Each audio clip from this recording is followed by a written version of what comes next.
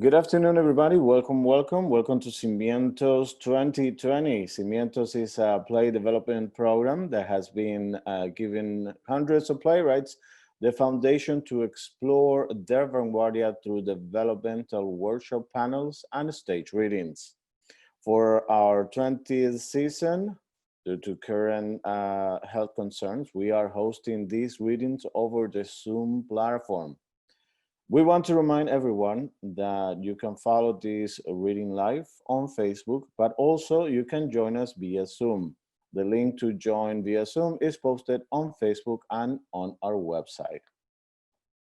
Today's play is Incident in Conference Room B by William Fowkes and directed by Renoly Santiago. Before we begin, let me remind everybody that you can post comments with your questions on Facebook at any time during the reading. And if you're joining us on Zoom, you can use the Q&A option. At the end of the reading, we will be reading your questions and passing along any of your feedback. Finally, IATI Theater is a non-profit organization and every actor is being compensated for their work tonight. If you want to support our theater, please visit iatitheater.org/donate. We can't stress enough how much your contributions of any amount help us maintain these programs, but also the tremendous support during these times of our uncertainty. Without further ado, welcome to Cimientos 2020.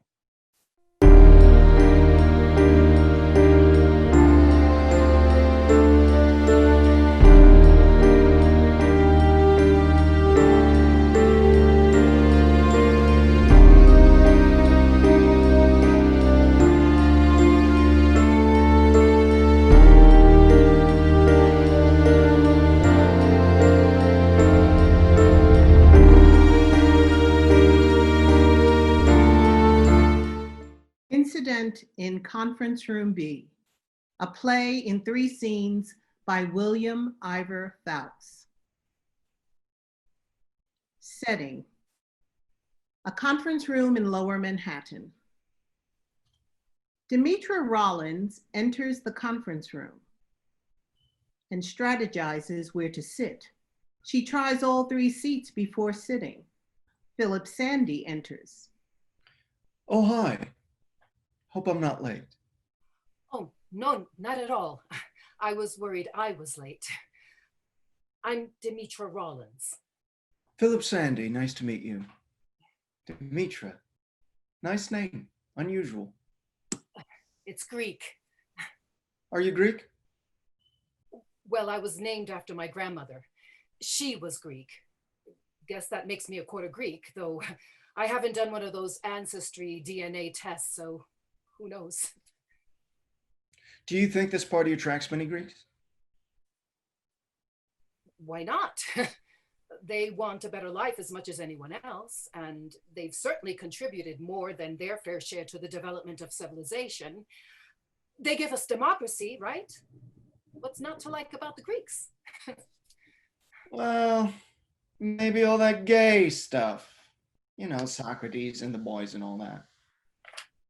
Wait, are you saying the party's homophobic? I could never work for them if that were true. No, I just mean I'm not sure exactly where they stand on the issue. Shouldn't you know? Shouldn't you? I'm sorry, I think I'm starting off on the wrong foot. Would you mind if I sat? Not at all. May I sit too? Oh yes, of course. Demetra and Philip sit and look at each other, waiting for someone to begin. Finally, should we look at a resume? Yeah, sure. I've got mine right here. No, I mean my resume. No one's questioning your credentials. I don't understand. I thought you wanted to check out my suitability. Ask me a few questions. I think that's what the message said. What message? When you invited me to come down here? Didn't you invite me to come down here? Oh my God. Sorry. I mean, gosh. Am I in the wrong place? Shit. I mean, shoot. I can't be late for this interview. Is this 425 West Street? It better be. I'm supposed to have an interview here too.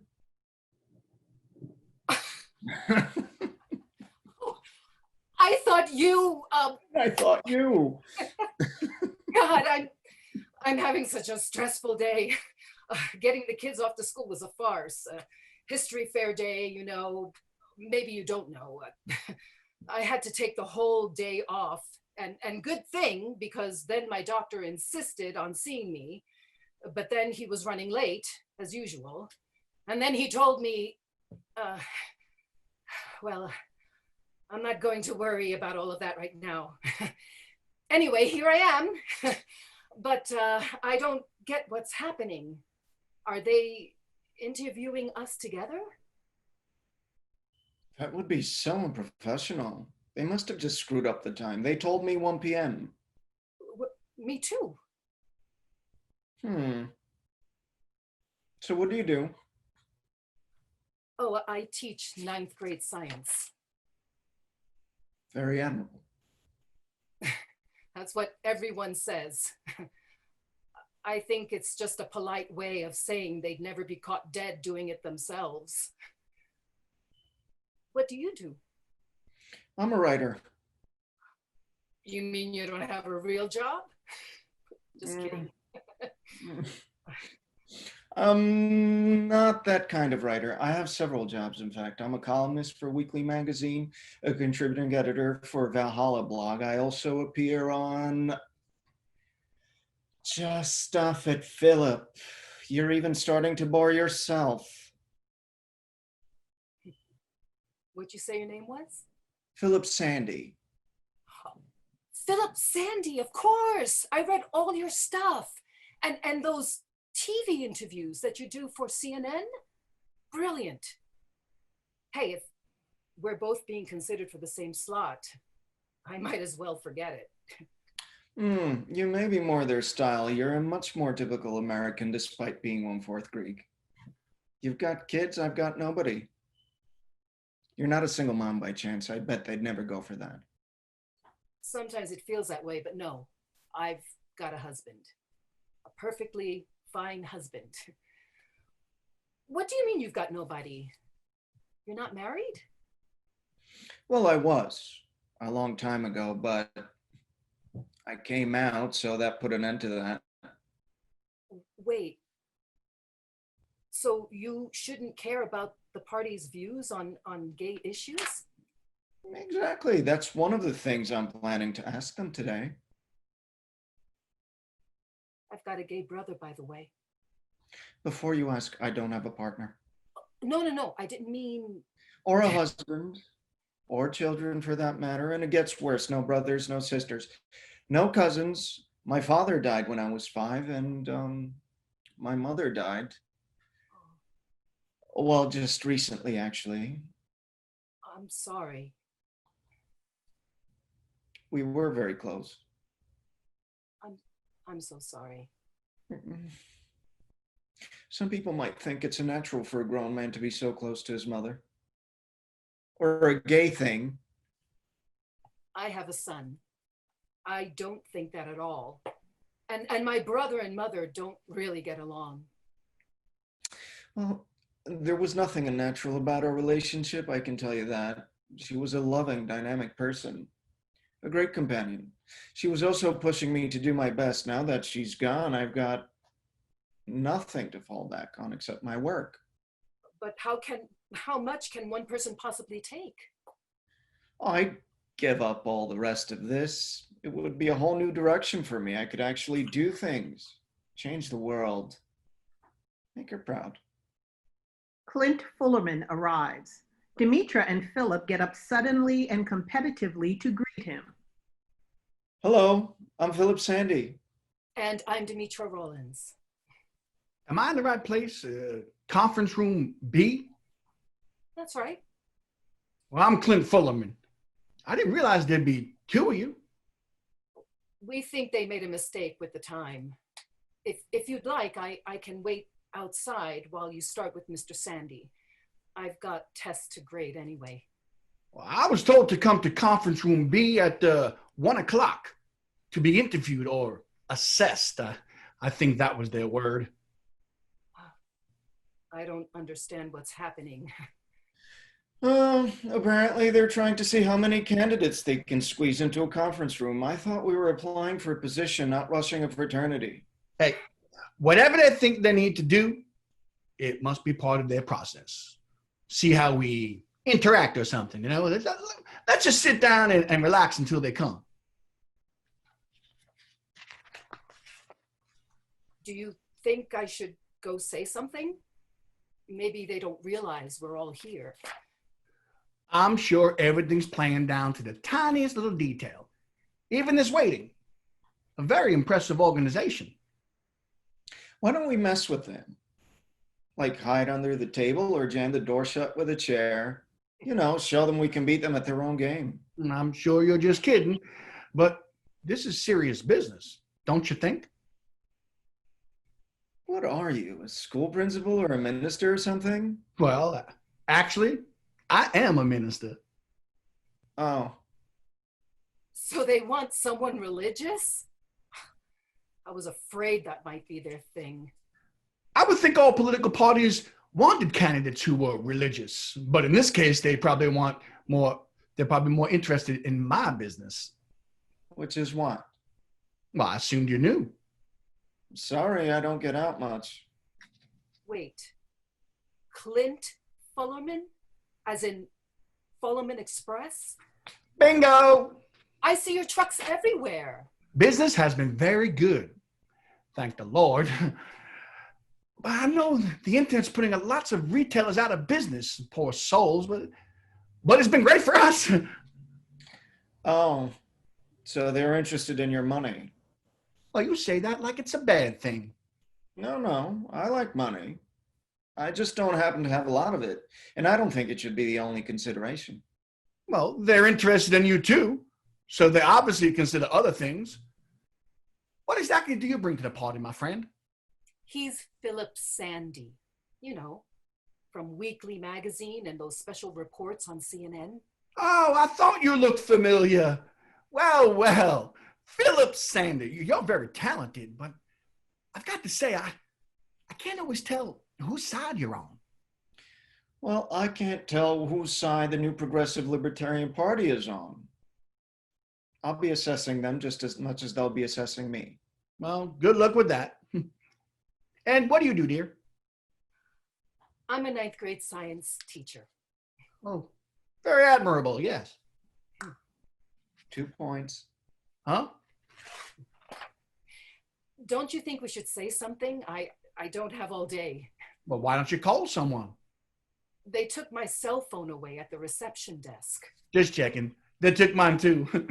And yours? Yes, and just when I was about to reach a new level on Candy Crush. I'm telling you, a very impressive organization. They're going to be a major contender soon. The two other parties are disintegrating right before our eyes. It's the perfect time for a third party to set this country on the right course. I wonder what the founding fathers would make of all this. Well, I'm sure they would be very disappointed to see a world where God isn't being served. It seems to me that the other parties haven't been doing God's work lately. Isn't that all that really matters? You know, this is all fascinating, but I'm beginning to resent being kept waiting like this. I've got an article due today.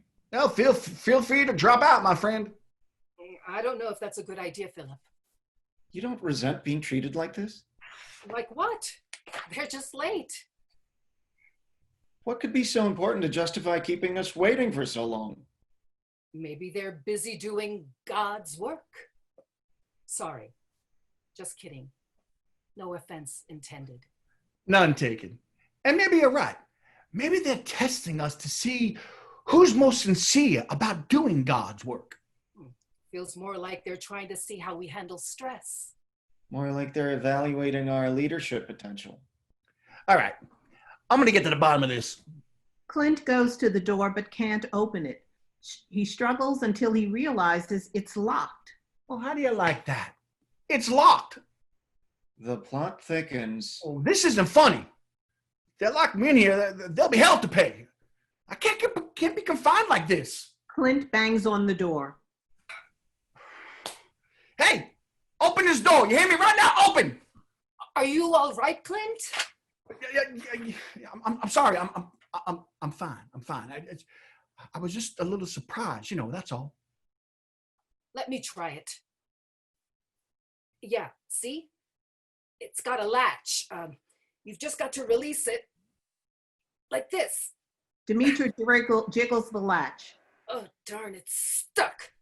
Come on, like this. Dimitri keeps trying the latch and doorknob. She finally starts kicking, punching, and pulling the door wildly. Shit! Open up! Let us out of here! Jesus Christ! Open up for God's sake! You goddamn sons of bitches! Fuck! Just let us out of here! I think someone else just flunked the test. I didn't flunk any test. Sorry. And please, don't take the Lord's name in vain. Sorry. I don't know what came over me. I'm glad they didn't see that. Unless... Dimitri gets up, looks up and around. Hey, you don't think we're on TV, do you? Some prank or reality show? I don't see any two-way mirrors. Well, we didn't sign waivers. They wouldn't be that sloppy. But they could be monitoring us, right? As I tell my congregation, you should always conduct yourself as if God is watching you, because he is. Remind me to start wearing my bathing suit in the shower. So what are we supposed to do? Why don't you tell us something about yourself? That's what they're supposed to ask. But, okay, let's see. Apart from being a science teacher, I'm married with 2 great kids. Allison's 13 and Jason's 17. And what about you, Philip? I don't have great kids. I don't have any kids. I'm basically a loner. I work a lot. I'm not much fun at parties, or I'm the life of the party, depending on who you believe. How about you? Oh, I don't go to parties. Between my business and church, there's just no time. I'm basically a family man. My wife, Sandra, is my soulmate. Kip, our son, is an insurance man. Going to be running a company someday. We're very close. And that's about it. Well, I guess we should just relax and wait. Hey, if you guys don't mind, I'm going to use this time productively and grade some tests. Dimitri gets to work. Well, all right. If this is turning into study hall, I'll work on my article. Philip takes out his laptop and starts to work. Clint tries the door again. Hey, you don't have anything to read, do you? Philip pulls out a magazine. My latest column. Oh, tempting, but I'll pass. Clint starts to wander around the room. Is it me, or is it a little hot in here? Yeah, it's getting a little warm. Oh, look here. There's a bathroom. Good to know. Hey, you wouldn't mind if I prayed, would you? Not if you pray to get the door unlocked. Clint kneels. Heavenly Savior, thank you for giving me this opportunity to serve you and for providing the company of these very nice folks. To yourself, please. Oh, sorry. Clint prays silently. Dimitri and Philip continue to work. Finally, you're ignoring the fact that you've all been put here for a purpose. What's the matter? Sorry. It's nothing. I'm just extremely sensitive to noise. What was that anyway? I don't know. Excuse me? Were you addressing us? Are you from the New Progressive Libertarian Party? Well, that's the darndest thing. So they are monitoring us. Is that even legal? Legal or not, it looks like they want to play. First our phones, then the door, now this. Hey, is this any way to treat people? As I said, you're free to drop out. I think the locked door says I don't have an option. Hey, can we quit if we want to? Hello?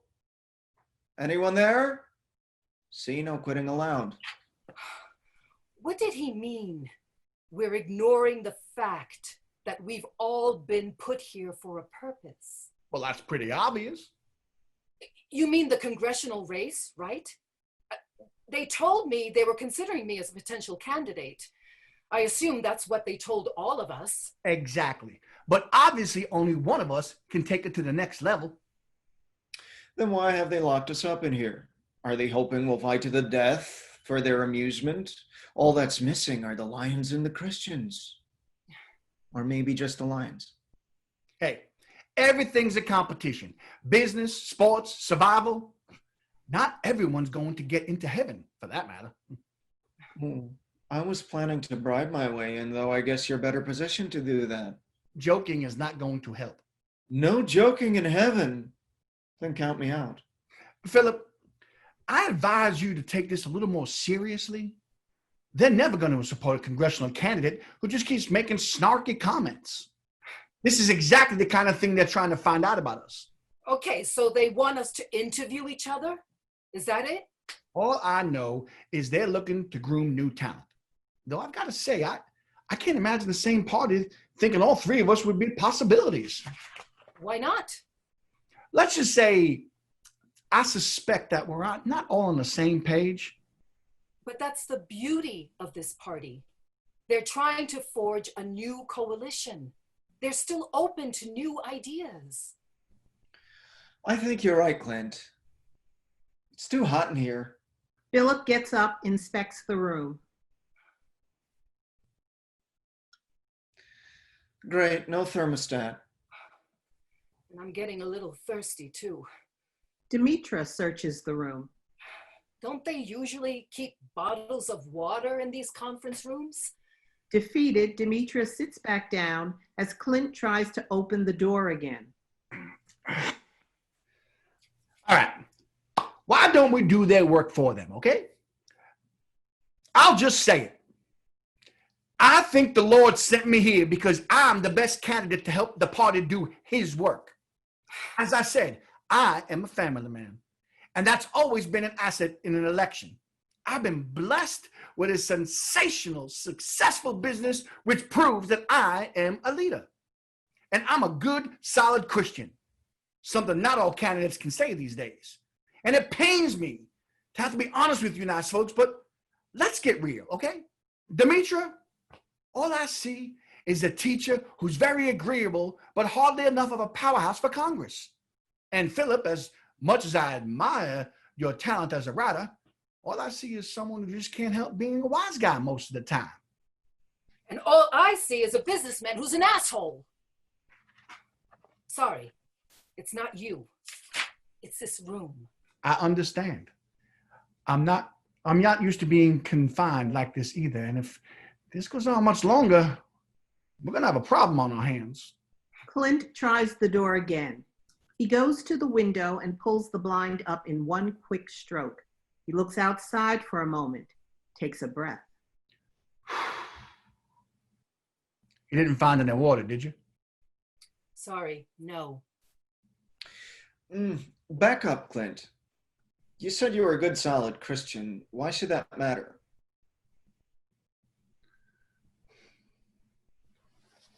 Wait, are you all right? I'm fine. I'm fine. It matters because the party needs Christian candidates if it wants to be taken seriously. Oh, you mean talented Buddhists need not apply? Alas, no. I don't believe so. That's absurd. And what makes you think you're a good, solid Christian anyway? Only Jesus can say for sure, but I certainly strive with every fiber of my being to serve the Lord. That's why I joined the ministry at my church. What church, by the way? The Glory Days Ministry. Wait, isn't that a TV show? And the largest religious site on the internet. So, you're a what do you call it? A televangelical minister. That's right, yeah. The Glory Days Ministry. Aren't you the guys that go around attacking science all the time? I mean, isn't that your big thing? Don't believe the media. We love science. And don't you worry, miss. Your job's safe with me. Actually, it's Mrs., but you can just call me Demetra. I'm just trying to be respectful. I'm on your side. I think we need science. Good for you. We just don't think it tells the whole story, and sometimes, well, it misleads people. Excuse me? Like this whole debate about evolution. Oh, no. Let's please not go there. You didn't bring us here to debate evolution, did you? Philip goes to try to open the door. I don't intend to debate it. It's a beautiful story. It's not a story. An explanation then, okay? But it's not the only one, and certainly not the best. It doesn't leave any room for God. And I think it's beyond dispute. We all need God, right? We all need all sorts of things. That's no proof they exist. Philip tries different strategies to open the door. Are you suggesting that God doesn't exist? Oh, my friend, they never would have invited you here if they thought you meant that. For the record, please note that I'm not suggesting that God does not exist. Then what are you suggesting? And don't you believe us? Huh? It's locked. Look, I'm a writer. It's my job to shake people out of their complacency. Or do you prefer preaching to a flock of sheep with no idea why they believe in God?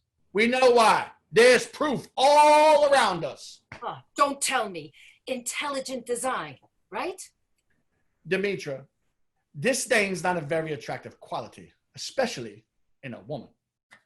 Jesus. Please! Sorry, I just mean intelligent design's a pretty far-fetched notion. Nobody takes it seriously, except maybe a few crackers living in places without indoor plumbing. Don't insult people who disagree with you. They're voters too, you know. Trust me, people like that don't live in the 17th congressional district. Don't be so sure. And wherever they live, the party's going to need them if they want to build a successful coalition. And if you want a future in politics, you better be prepared to represent the needs of more than just one district. Fine, but I'm just sick and tired of people pushing such a ridiculous idea. You science teachers taught me that the world's full of order and predictability. It's only reasonable to conclude that there's a designer behind it all. I'll grant you this much. Somebody designed this absurd trial by locked door. Exactly. So don't you think a comparable process is at work on a grander scale? This grand designer sent his only son to show us how similar we are and how much talent and how much care he cares about us. Excuse me, how much he cares about us. Oh, cowboy. How do you get from design to Jesus and the persecution of gays and women and all the other reprehensible things your church represents? Oh, come on, Philip. Do you really think Jesus is reprehensible? I don't think the voters in Iowa would agree with you on that one. Sorry, I don't mean Jesus. I mean all those other things. What about you, Demetra? Do you believe in God? Sure. Why not? So, don't you think we better figure out how he wants us to behave? If he can create the world, he can sure mess things up for us if we don't. How do you know how God wants us to behave? I read the Bible. Oh, no. Now he's bringing up the Bible. Well, what's wrong with the Bible? Nothing. It's a beautiful book. Just don't bring it into the science class. Hey, guys, we're getting off track here. I don't think the party invited us here to argue about the Bible. I'm sure they'd never support a candidate who wanted to banish the Bible from her class. I'm just saying it shouldn't be treated the same as science textbooks. So you think some textbook writer knows more than God? And you think God wrote the Bible? Of course I do. Look, Clint, in the privacy of your own home, go believe whatever gets you through the night. But out here, where we all have to get along and eat in the same restaurants and drive on the same roads, just keep it to yourself. Otherwise, how is society supposed to function? Oh, it saddens me to hear you say that, Mrs. Rollins. You've obviously been spending too much time listening to the media. Wait a second. You're part of the media. The exception rather than the rule, alas. And I doubt Demetra spent much time watching our programs. Alas, no. Demetra sheds an article of clothing. Go ahead and make fun. But don't forget, this country was founded as a Christian nation. It's our responsibility to preserve that heritage. Mrs. Rollins? Flashback. The stage goes dark except for a light on Demetra. A doctor appears. I'm afraid I have bad news. The test results? They confirm what I suspected. You have stage 3 ovarian cancer. Oh my God. Stage 3? What does that mean? It means it's fairly advanced, but we still have a chance to turn it around. What does that mean? We have options. Chemotherapy, radiation, surgery, drugs. Statistically, it means we can shrink the tumor in half the cases, and patients can live fairly normal lives. What happens in the other half? Let's not get ahead of ourselves. I want to know. I already know. How much time do I have? It all depends. A few years, 3, 4, maybe more. But I've got kids. My God, how are they going to survive without me? And my husband, he's already got problems. This is really going to push him over the edge. But what about my career? I've got things I want to do, have to do. I'm trying to be a good role model for my children.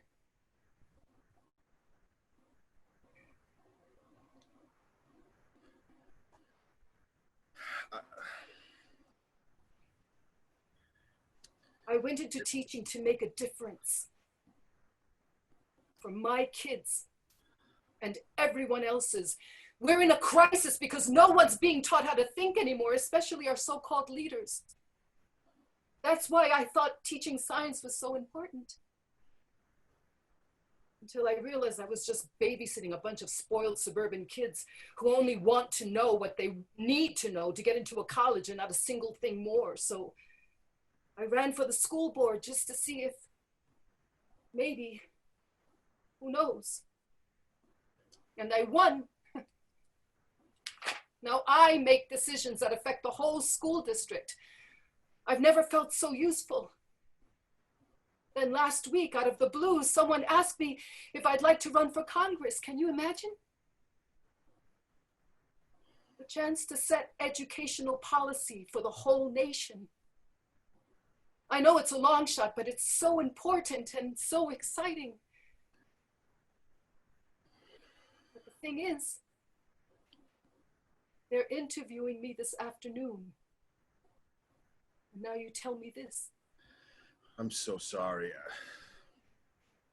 So what do I do now? Well, if you feel so strongly, maybe you should get on with things while you still can. Is that pessimistic? Mrs. Rollins, whether you die in a few years or in a few decades, the clock's ticking. So if these things are so important to you, I'd say go for it. But right now, you need to talk about your treatment. What you're about to undergo may affect all your plans. Don't worry. I'm not letting anything stand in my way. The doctor vanishes. Lights up. End of flashback. I hope you don't let these ideas stand in the way of doing your duty to your family. I'm sorry. What did you say? Do you set a good example for Allison and Jason? I'm a very good mother. Thank you very much. I mean, do you take them to church? Oh, stop the sales pitch. It's none of your business, but I don't, okay? Sometimes my husband and I go to Unitarian church because, I don't know why, it's in the neighborhood, but no, we don't take the kids. Say it isn't so. I think it's cruel to force religion on impressionable children. When they're older, I'll encourage them to explore all religions. Then they can choose one or none. Bravo. Oh, you agree with her? Absolutely. If I had kids, I wouldn't take them to church either. Well, that's outrageous. How are they supposed to develop a sense of right and wrong? How are they supposed to learn that they're loved and protected? It's called good parenting. Sounds like avoidance of responsibility to me. No, I think she's right. Kids need to learn how to think for themselves before being exposed to religion. Anything else is just indoctrination. I say once they're ready, let them explore all the options out there. Bravo.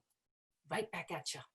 You mean parents should let their kids go off and become Hindus or Muslims? They'll probably just discover how unreasonable all religions are and become good agnostics like me. I hope the party's taking this all in. This is wacko. I'll tell you what's wacko. The way you religious people are so quick to drop reason and logic and go running off into the land of superstition and make-believe. So let me get this on the record. You're saying it's unreasonable to believe in God. Guys, stop it. Enough talk about religion. They're listening to all of this. Shouldn't we let them hear our positions on other issues like healthcare or climate change? Not till I set this guy straight. I'm saying what we can't know anything about what lies beyond this world, period. So when you talk about God and what he wants us to do, you're just making things up. I'm quoting the Bible. Exactly. You're parroting somebody else. Listen to you. Skepticism's fine for college sophomores, but come on, you're a grown man, Philip. And a writer, I consider it a point of honor and intellectual integrity to be a skeptic. You don't think that. You're just posturing. You ministers can be so damn patronizing. Clint goes over to Philip, grabs him. Get up. Hey, hands off, mister. I said get up. Stop that, Clint. Are you out of your mind? Let him go, for God's sake. How interesting that you appeal to the deity in moments of crisis. Okay, you want to fight? Let's do it. Let's give him a real show. Stop it, both of you. Relax. I don't want to fight anyone. I'm just trying to make a point. You've already made that point. You're a dick. I just want to try a little experiment to see if you really believe what you say. Demetra, you like experiments, right? Don't drag me into this. Boy, you both talk a good game, but neither of you had the guts to stand up for what you say. The party won't like that. I'm sure of that. What experiment? Clint moves to the window. Over here. I'll show you. Clint! I'm not going to touch him. All right. In the spirit of showing the party I can be a good sport, I'll humor you. You don't have to. But you want to, don't you? Philip walks cautiously toward Clint. Now, look out the window. See the sidewalk down there?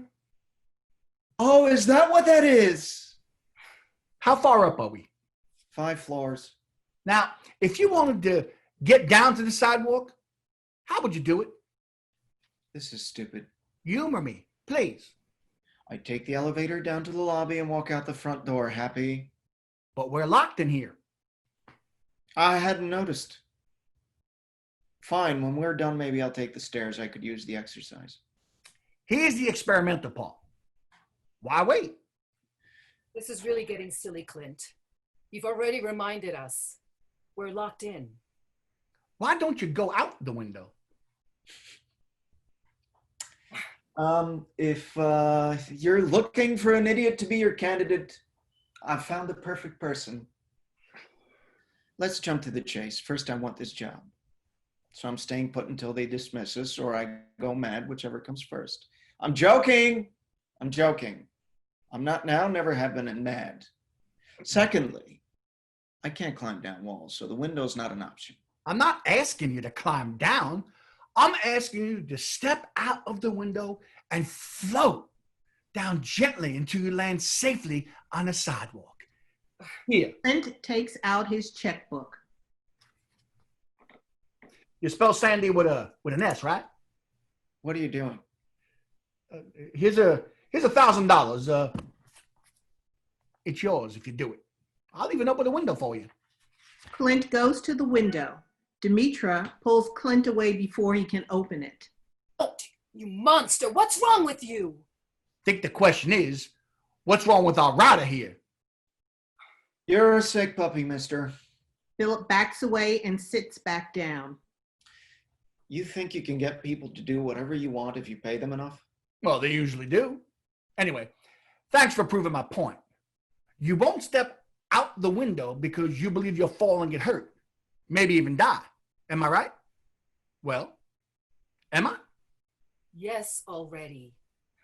But I doubt you've ever tested the hypothesis. Or have you ever stepped out of other windows just to see? I didn't think so.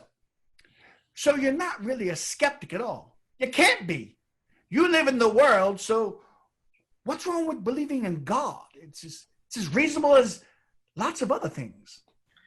Your congregation must be filled with 2-year-olds or idiots. Leave my congregants out of it. They're not writers. They actually do things. If that's a sample of how you preach, they should sue you for cruel and unusual punishment. God, it's hot in here. Hey, would anyone mind if I opened up a window? I'll do it, since you seem to be in a state. I can handle it, old man.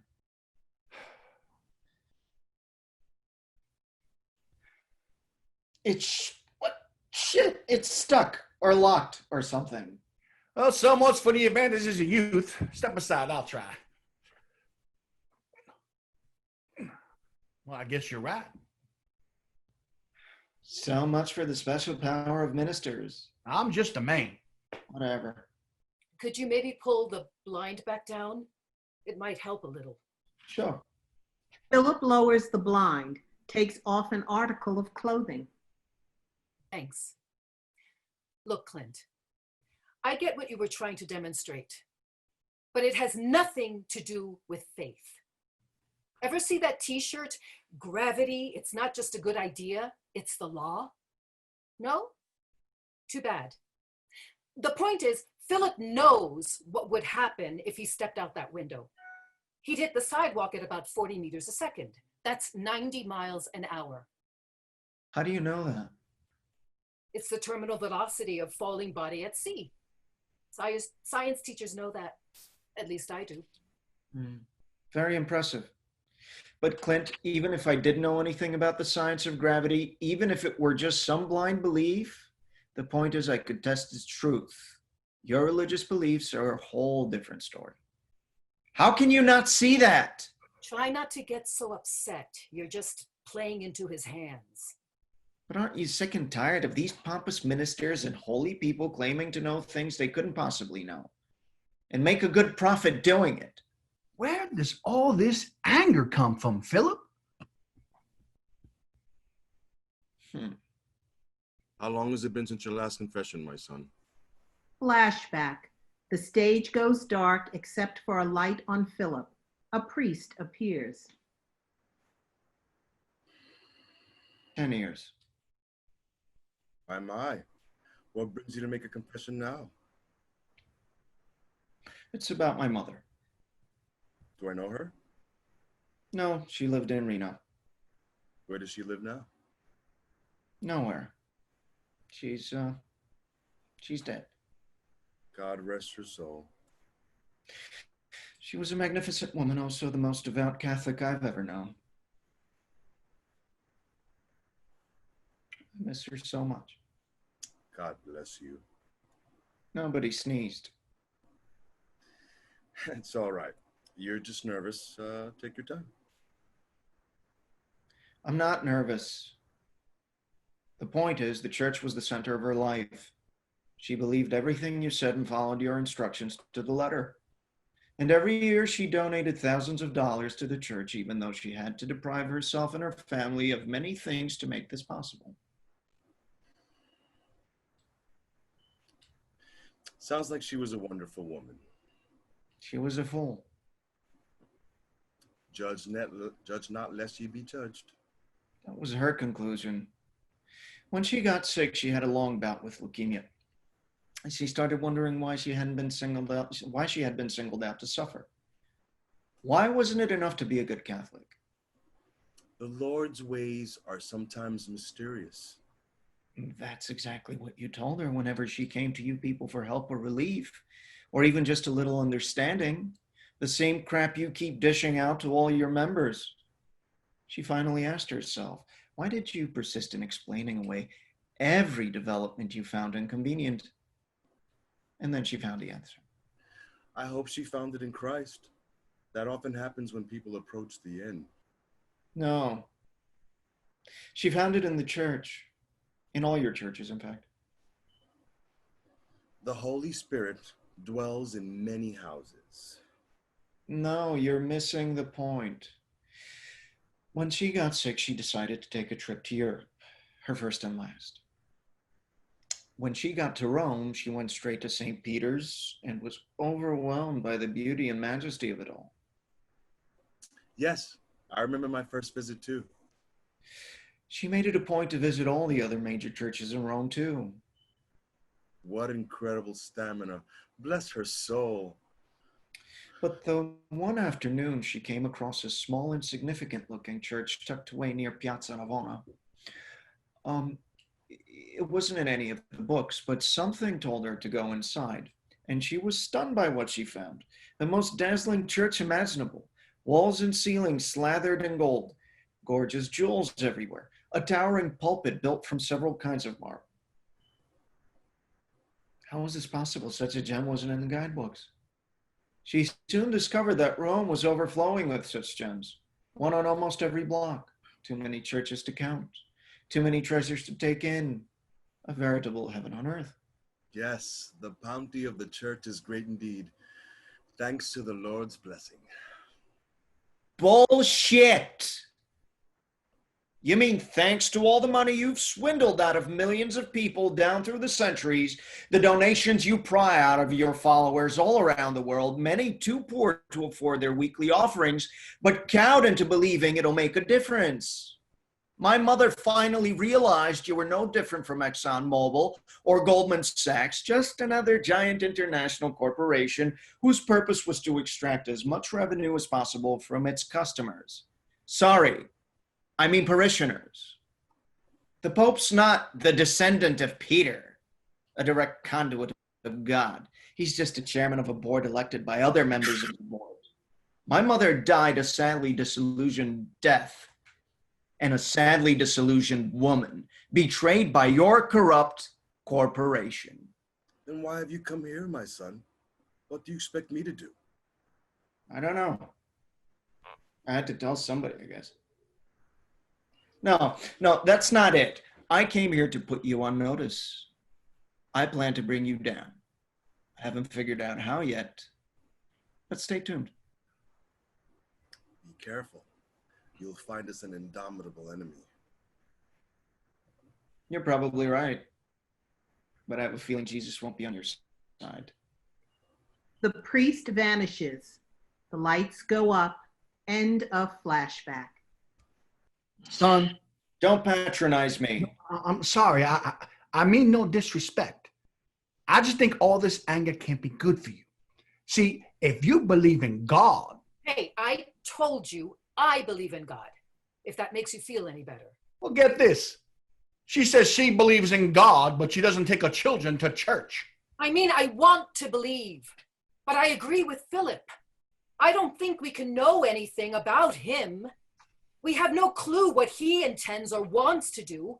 We can't even know if God has intentions. Exactly. Nonsense. We're made in his image. He's simply a more perfect version of us. And don't you think it belittles God to make him sound so similar to us? The biblical God is not exactly a great role model. He holds grudges, expects loyalty, punishes infractions. He has jealous fits. Have no other gods before me. And what about all those hymns? Oh, splendor of light eternal. Glory be to the Father, Almighty God, accept our praise for all you have done. Is he that thin-skinned and narcissistic? They made him sound like Donald Trump. You're quite adorable in your naivete. God knows all this, even though he's far above us, far more perfect. He came to us in the form of Jesus specifically to bridge the gap. But I don't think the gap can be bridged. How could it possibly be? Amen, Demetra. It can't be. Nothing on this planet could ever prove that God existed because we could always find an alternative explanation for things. You mean not even this? A sudden explosion, flashes of light, and booming sounds. Who dares to question my existence? I am God Almighty, the Magnificent, the Father of Jesus Christ, the creator of all you see, think, and hope. As I gave you life, so can I take it away from you. Shame on you, Philip Sandy, for deceiving all your readers and viewers. I am the light and the hope and the resurrection. And you're not much better, Demetra Rollins, spreading disbelief among your students and squeezing me out of your children's lives. Thank you, Clint Fullerman, for making this demonstration possible. I hope this resolves that little problem you've been having lately. I love you all. You know that. Sometimes you just forget. Have a nice day. Not even what? Never mind. I was just daydreaming. This whole discussion is starting to bore me. Let the record show that Clint Furman has lost interest in this entire interview, but Demetra Rollins and Philip Sandy stand ready to serve as your congressional candidate in the 17th district, if you should choose either one of us. Lights fade. End of scene 1. Scene 2. Lights up. The room has shrunk a bit. The side and back walls have been moved in. Everyone has shed some clothing and unbuttoned some buttons.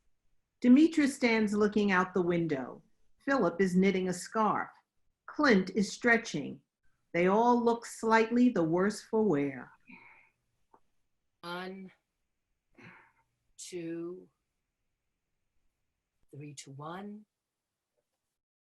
3 to 2, 4 to 2, 3, 4, 5, 4 to 5, no, 6, 7, 4 to 7, 5 to 7. What are you doing? Oh, sometimes when I'm bored, I count things. Like right now, I'm counting pedestrians, male versus female. See? We're up to 9 men to 11. No, 12, 13, 14 women. Maybe you should try counting the number of times Clint keeps changing the subject and dragging us back to God or Jesus. Hey, you watch that. Clint tries the door again, finally kicks it. All right, I've had enough of this. Enough. Hear that, guys? Clint's getting antsy. You better release us before he sicks Jesus on you. Will you cut that out, please? And my editor's going to be real pissed if he doesn't get my article this afternoon. Can't you email it? The Wi-Fi password's protected. Yeah, guys, can we wrap this up? I've got to pick up my kids from school by 4 o'clock, and you've got my phone, so I can't call someone else to go pick them up. Interesting. What?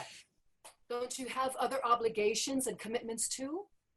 I think the party wants to see how flexible we are, how much we'll all sacrifice. You've probably got a staff to cover you. Well, yes, I'm well positioned to take on this candidacy. Well, la-di-da. What are you doing there anyway? Doesn't everybody knit? No men that I know, no. Oh, I'm sorry to be messing with your gender expectations. Look, if it helps restore your sense of the world order, a woman who loved to knit started the scarf. She died, so I thought I'd finish it for her, a sort of tribute, I guess. That's sweet. Please find a more masculine adjective so our choir boy doesn't freak out again. Hey, I didn't choose to be with you people today, you know? You know, and I was just starting to plan our first reunion. What do you think, a kayak adventure in West Virginia or a spa weekend in New Mexico? You mock everything. And you stand there counting when you could be praying or looking for ways to serve God. How about serving us? Demetra grabs a piece of paper, furiously writes something on it. What are you doing? Demetra slides the paper under the door. Getting us out of here. Hey, somebody, read my note. Get us out of here. We've been locked up. I'm not being critical. I'm sure it's just some sort of misunderstanding. But you've got to unlock this door. Is anyone out there? Open this door. Call the janitor. Get help. Why can't they hear us? These rooms are probably soundproof and we're at the end of a long hallway. Then maybe we should walk out the window. Is that $1,000 offer still on the table? Oh, we're wasting our time here. This garden party wasn't my idea. No, I mean, we're not helping the party make the decision. Let's get down to business, okay? Do either of you have any skeletons in your closet? Now would be a good time to fess up. I once threw a bottle at somebody, and I missed. So now you have anger management issues now. I was 4 years old. Oh. I'm gay. Philip, don't. What'd he say? I said I'm gay. I don't think that should matter this day and age, but I thought I should put it out there. Don't you dare give him a hard time. No. He's right. We got gays in the military now, gays in government. Gays are everywhere. It's sinful, but there it is. Of course, it means you won't ever get elected president, but it probably won't affect you if you run for Congress. Thank you for being so understanding. You're welcome. That was sarcasm, sir. Let's just each make our case and be done with it. Maybe that'll move things along. I already told them why I think I'm the best candidate. So who's next? All right, here's why I'm here. Of course, the man gets to go first. I'm sorry. Please go ahead. Never mind. No, please, I insist. Okay, thanks. I'm here today because I want to help make the world a better place. Oh, come on. You're not running for class president. Let me finish. I think my experience as a teacher makes me the ideal candidate. I deal with students every day. They're the future of our country. I want them to grow in a world where reason and compassion rule, and where our leaders and representatives stop brandishing their ignorance as a badge of honor. Good luck with that. Don't you want that too? Frankly, if we ever had reasonable and compassionate leaders, I'd have nothing to write about. Oh, our humorist just can't help himself, can't he? Are you through, Demetra? That's pretty much it. Reason, compassion, a better world. I don't think the party expects us to have a specific policy recommendations at this point. It's just about our suitability, our electability, right? No comment. What do you mean? What else should I say? I'm not giving you any pointers. Philip? Okay. I think Demetra's right. At this point, it's just about our suitability and electability. On the first count, I point out to all my articles and TV interviews, there isn't an issue I haven't studied or been briefed on. I've shown that I can boil complex issues down to understandable nuggets. As for the second, I guess I'd point out to my likability. My Q scores are very high. We'll try polling my congregants. CNN loves me. Again, are you done? So, what do we do now? Vote?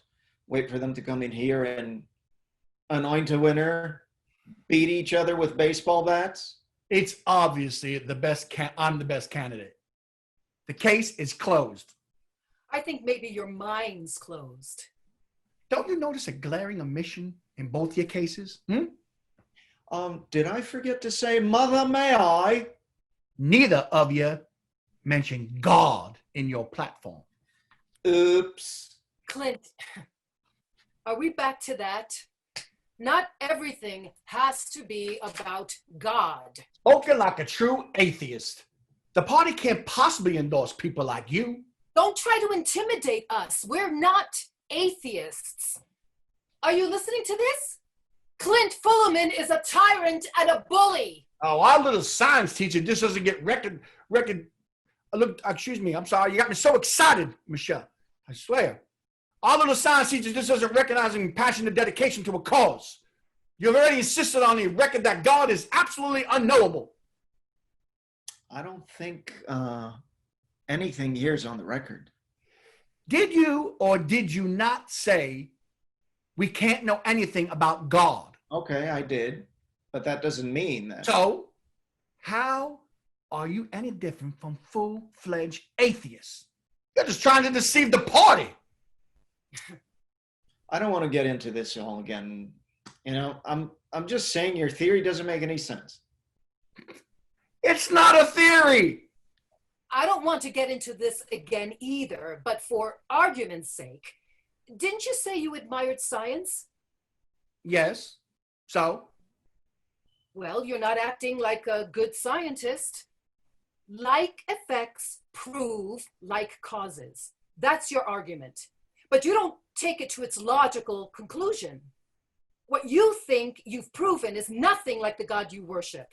I mean, he can't be perfect because the world certainly isn't. And he probably can't be just one God because lots of things have multiple designers. And based on the mess all around us, I'd say it's more likely the work of a committee. A real contentious, nasty one. You know, like a co-op board or a city council. Good one, Demetra.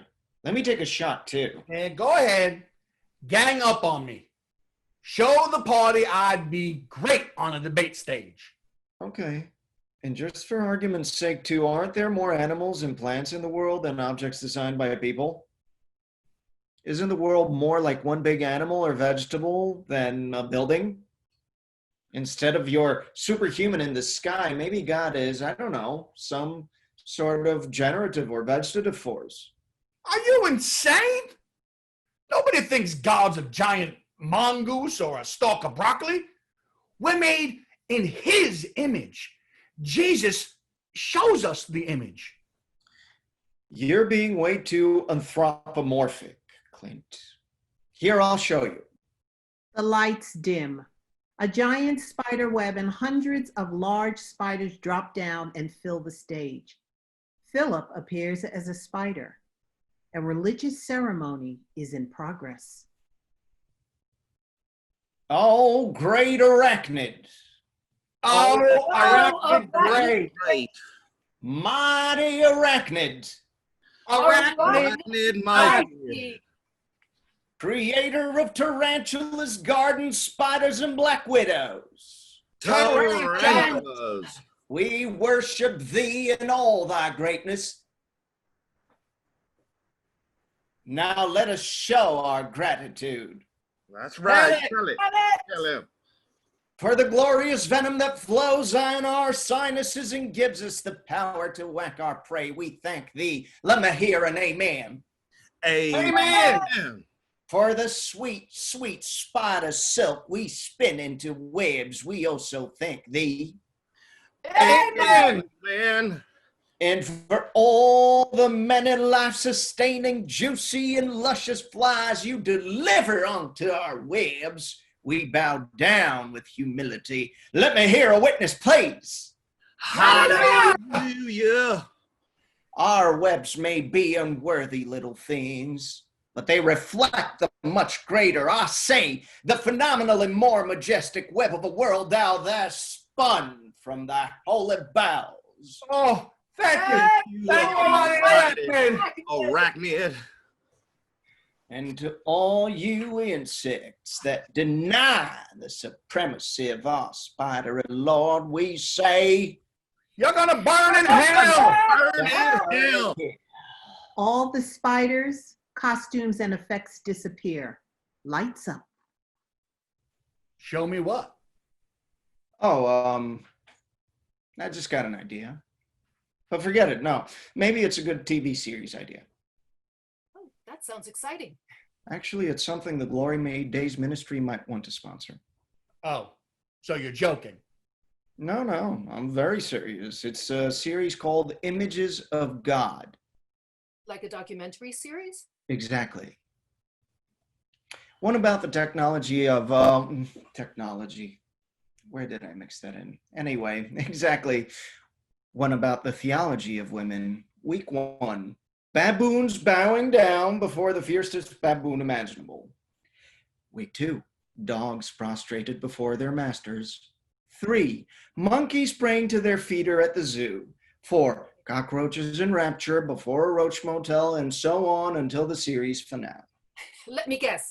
Businessmen licking the boots of the head of the Federal Reserve? Exactly. Very funny. Yes, sir. If the party's looking for an entertaining writer, they can stop their search right now and take Philip Sandy. Thank you. But if they want a clear-headed leader, they better keep looking. I know what you're doing. You're trying to steer us back to your liberal evolution agenda. It's not an agenda. It's science, for God's sake. Oops, sorry. And let's please drop it. Demetra tries to open the door.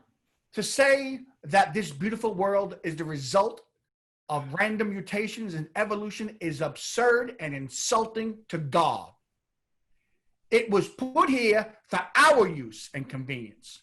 Look at all the things we enjoy. Eyes for seeing, ears for hearing, wood for building. Snow for snowboarding.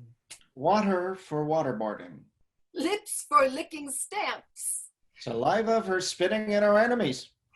Twigs for picking sesame seeds out of our teeth. Marijuana for getting high. I don't understand why you people have to make fun of everything I say. Because so much of it is ridiculous. How can it be ridiculous to believe in God? Let's drop this God talk already. I'm sure the party doesn't care about God. Or maybe they do. Hey, I already told you, I don't object to God. I object to religion. Oh, spare me. Being against religion is just an excuse to sleep on Sunday mornings. Stay home and spending some time in church. I mean, really. Have you taken a good look at who goes to church? Philip, that's not helpful. Clint, here's the thing. I just think all religions are self-deluding and competitive. They make up things and call them beliefs, and then they lash out at each other, insisting their own beliefs are the ultimate word of God. And what's the result? Ever hear of the Crusades? How about the Spanish Inquisition, 9/11? Which is why I'm a proud skeptic. Every religion rests on shaky grounds, so the only reasonable approach is a total suspense of judgment when it comes to these questions. QED, okay. God, I'm thirsty. Aren't you guys thirsty? Actually, Philip, there's always the sink in the bathroom. There aren't any cups. No, but you can, Oh, brilliant idea. Philip exits to the bathroom. We hear water running and lots of slurping sounds. Philip returns with water all over his face and shirt. He holds one last handful of water and slurps it up. Oh, I needed that. Would anyone like a handful? I'm good, thanks. Do you see how the Lord provides? Okay, then. Wish number 2. How about turning down the heat, Lord? I'm with you on that one, Philip. I'm going to run out of clothes soon. Maybe you should try the window again. Let's do it. Both of us this time. Philip and Clint try the window together. They grunt and struggle until it finally moves. They open it wide. Everyone is immediately relieved, but the noise is deafening. Demetra screams. Close it! Close it quickly! Demetra I can't take it. Demetra keeps screaming until Clint closes the window. The noise stops. Thank you. I'm sorry. Sorry.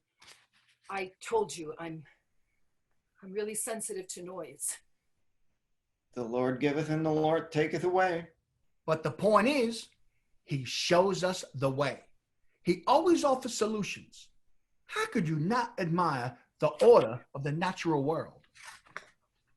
I do admire it. I just don't use my admiration as an excuse to make up an imaginary God. So I can praise somebody for what I see. And the award for best design of universe goes to, oh, this is so exciting, God. And here to accept the award for God is Clint Fullerman. Come on up here, Clint. Look, instead of just admiring the world, I think it's more important to study it. Try to understand it, as all the sciences do, except in certain school systems in certain states. Thank you, Demetra, for fighting the good fight. You're welcome. Seriously, what you do day after day is worth more than all the work of all the ministers in the world combined. Oh, don't make me laugh. Why not? The rest of the world's already laughing at you. You little shit. Fanatic. Atheist. Guys, stop it. I'm not an atheist. I'm agnostic. Atheist, agnostic, potato. They're not the same thing. I'm agnostic because it's impossible to know anything about God. However, note for the record and for the party, and this may surprise you, that like Demetra, I believe in God too. Shut the front door. You've spent the whole afternoon insisting we can't know that God exists. And now you pull a 180? Hear me out. I believe in God even though I don't see any proof around me. Absolutely none. Because I choose to believe in him. I sincerely hope there is a God. Because, wouldn't that be great? So I choose to believe in him. Then why don't you go and believe in Santa Claus and the Easter Bunny while you're at it? Well, I used to. We all used to. But we stopped believing in them when we grew up and discovered how silly they were. Wait. Which side of the argument are you defending? The one I've defended all along. Belief in God makes sense because the proof is in the world. Jeez. Are we back to that? I need to sit. The stage goes dark, except for a light on Clint. Or do you want me to lie down on the couch? Flashback. A therapist suddenly appears sitting near Clint with pad and pencil in hand. I'm not a Freudian. The chair is fine. So why have you come to see me? I need help. Take your time. Look, I've never been to a therapist before. I don't even believe in therapy. I don't know. I think I just need a little adjustment, like a tune-up. Well, I'm a psychotherapist. I'm not an auto mechanic. You see, I'm starting to have doubts about what I do. I mean about what I believe. What do you believe? See, that's just it. I'm not sure. Millions of people watch my show every Sunday. Some travel hundreds of miles to see me in person. They come to me with their problems because they think I know something they don't know. So I let them ramble on about their appalling lives, and then I tell them the answer to all their problems is to embrace Jesus. Just get down on your knees and pray to the Lord. Open your heart to him. Put aside your doubts and feel his presence engulf you. Hear me, Jesus. Hear me, Jesus. Hear me, sinner. Sinner that I am. Help me, Lord. And does that work? Well, I have no idea. I always run off stage and make my staff deal with the people. Why do you do that? Well, in the old days, I felt so transported by the Holy Spirit, and I needed a moment to compose myself. But now I'm just too embarrassed to look at any of them in the eye. Why? Well, because God has abandoned me. One day I looked around and I didn't see him or any sign of his work. Started to wonder if he even existed at all. So how do you think I can help you? Well, therapists are supposed to help people in crisis. I'm in crisis. I need you to help me get my belief back. Mr. Fullerman, I'm a psychotherapist. I'm not God. Lights go up. End of flashback.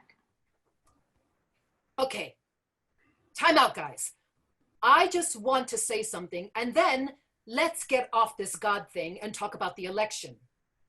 I think my belief in God is more solid than either of yours, and maybe this will interest the party and remove any doubts about my suitability. See, I believe in God because I think his existence is necessary. I mean, he has to exist. It's inconceivable to me that he wouldn't exist. I don't know. I find that consoling. And how, pray tell, do you come to such a position? I'll pray tell you. I apply a basic principle of science. Everything has a cause, right? But there has to be something in the causal chain that's necessary. Something that can't possibly be there. Or else the whole scheme's arbitrary. Or the universe might not have existed at all. And I certainly don't believe that.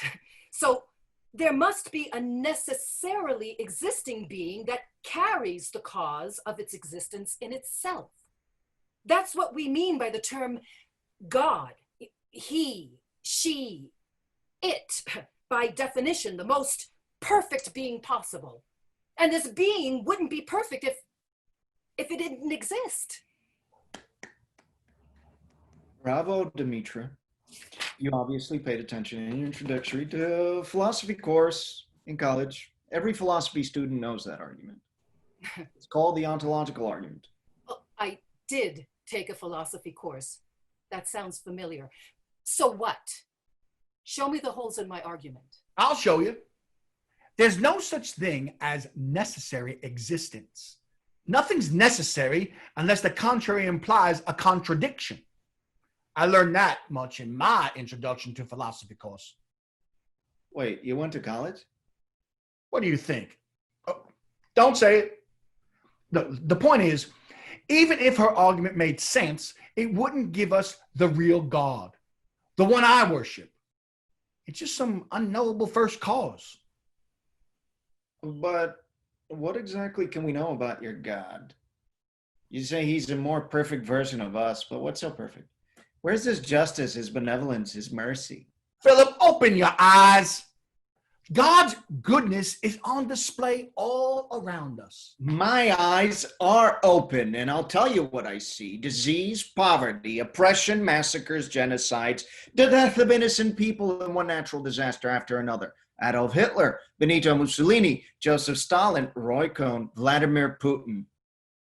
I see the extreme suffering and premature death of an amazing woman who never did anything wrong in her entire life, who made life more precious for everyone around her every single day. What kind of God does that? I'm sorry, who are you referring to? So don't tell me this shitstorm of a world is the product of your God's benevolence. Who's he talking about? His mother, they were close. Don't mention my mother to this man. He doesn't deserve to know anything about her. Look, I'm sorry. I seem to have upset you. That's certainly not my intention. Yeah, well, maybe we should go back to having a study hall. Look, by all means, whatever you want. Oh, okay.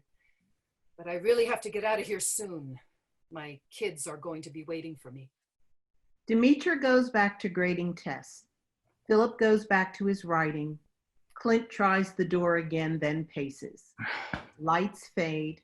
End of scene 2. Scene 3. Lights up. The room has shrunk again. Everyone has removed about as much clothing as they can.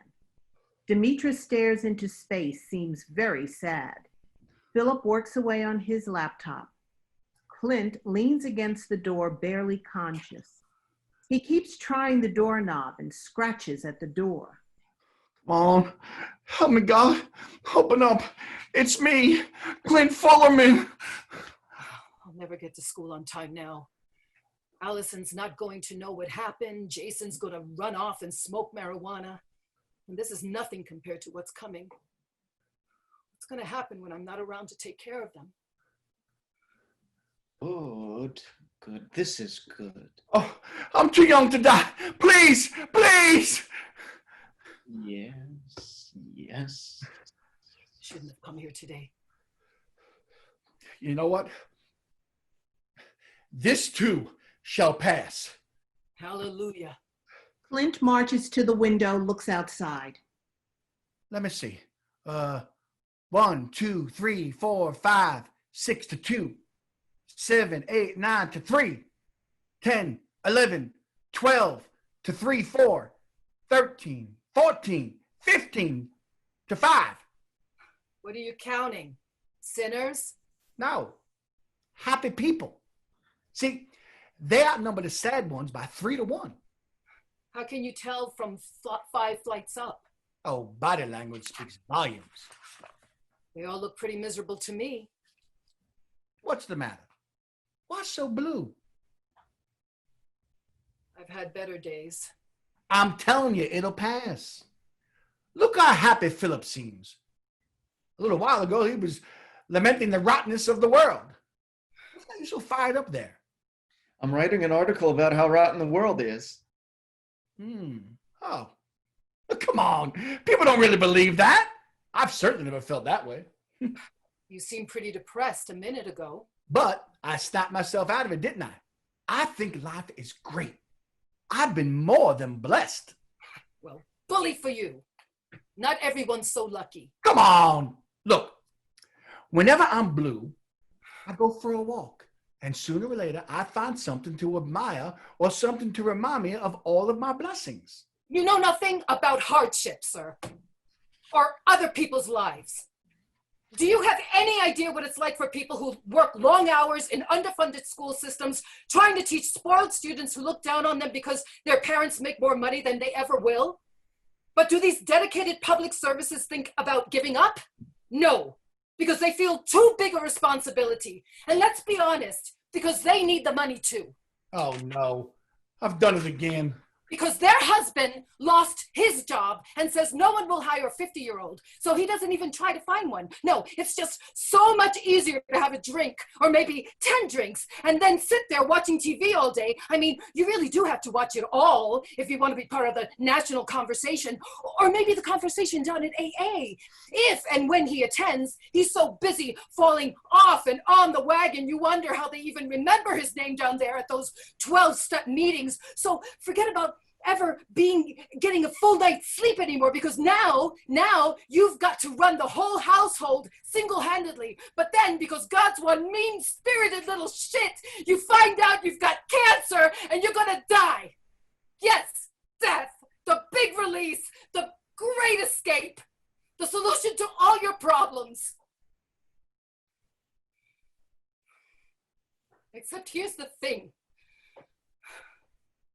When they tell you all this misery is about to end and you're going to merge back into the primordial ooze from which we all emerged, your only thought is, no, not now, not me. I want more of this miserable life. It's like that old joke, you know? The one about the two yentas in a restaurant complaining about how awful this food is, and one of them says, in such small portions.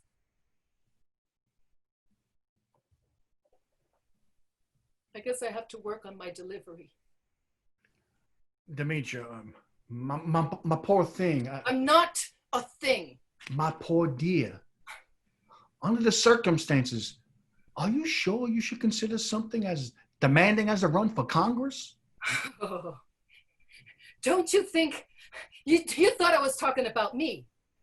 Really? Oh, come on, I bet I have more stamina than both of you gentlemen put together. And I have a great husband too. I'm just worried about all the less fortunate people out there. We can't all be millionaires or billionaires or whatever the hell you are. Life's not so great for most people. That's what I'm saying. Well, in that case, the solution's simple. Wait, let me get this down. They should accept Jesus Christ as their savior. Philip throws his pen up in the air. Nice try. Look, maybe that works for some people. The rest of us are more honest about our insignificance. We live, we die, we can't know why. Deal with it. I absolutely reject that view of life. Look, despite what you think, Demetria, I know all about sickness and misery and pain. I hear about it from my congregants all the time. But don't you think, on balance, life offers more good times than bad times?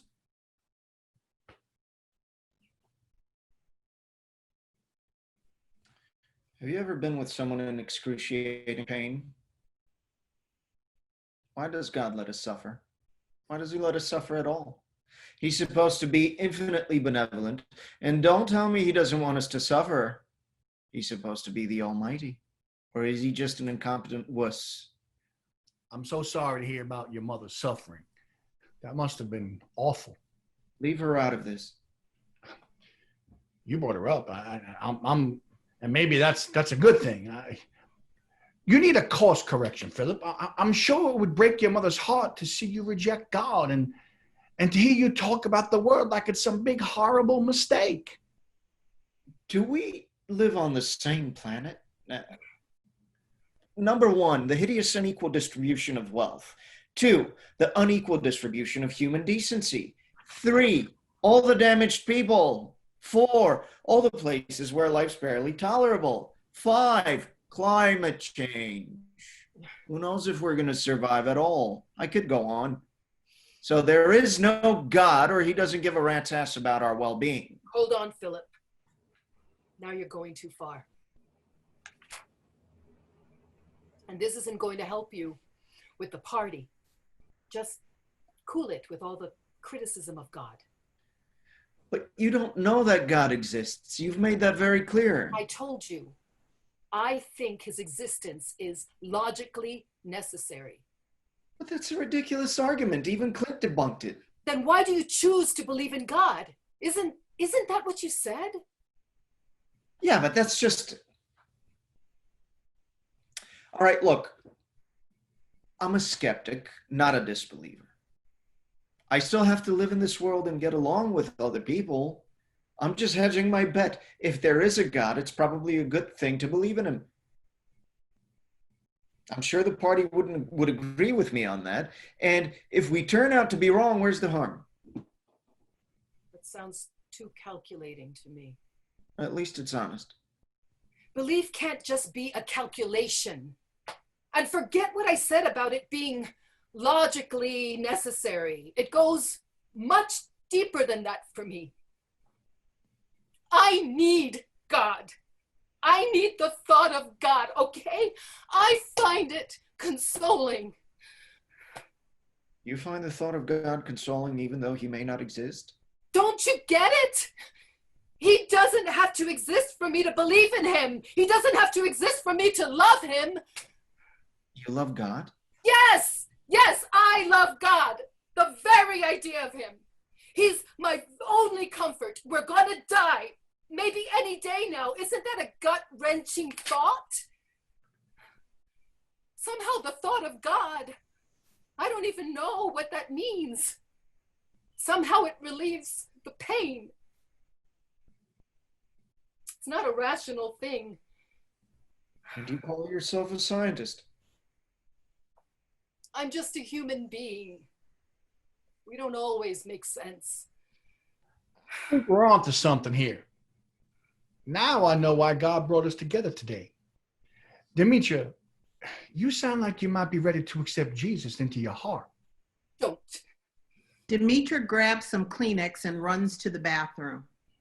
Poor girl. But I think I'm right. She's on the threshold of a conversion experience. I can always tell. Maybe you should just stick to being a minister and forget about politics, Clint. Congress has to deal with a lot of problems that have nothing to do with God or Jesus. Everything's part of God's plan. Look, let's just cut it off and sit here quietly while the party decides what to do with us. Well, at least I accomplished one thing today. I silenced the writer. Ha! Well, at least we found some common ground. Ha! Back at you. Seriously, we all believe in God. We just have different notions of what that means, so the party can rest easy and focus on all our other qualifications. Demetra returns and observes. We all worship the same God. We all have to respect each other's notion of God. Let's all sing Kumbaya. There's only one true religion. The party expects its representatives to support that. So go ahead and shout your views from the rooftops. Just don't expect to hear back from the party. That's not fair, Clint. We don't know if they have religious preferences. And even if they do, I'm sure they're looking for lots of other things too. Who even knows how they prioritize their criteria? You're just speculating. Darling, I'm sure you're a fine school teacher, but you're way out of your league here. You don't even know what you want.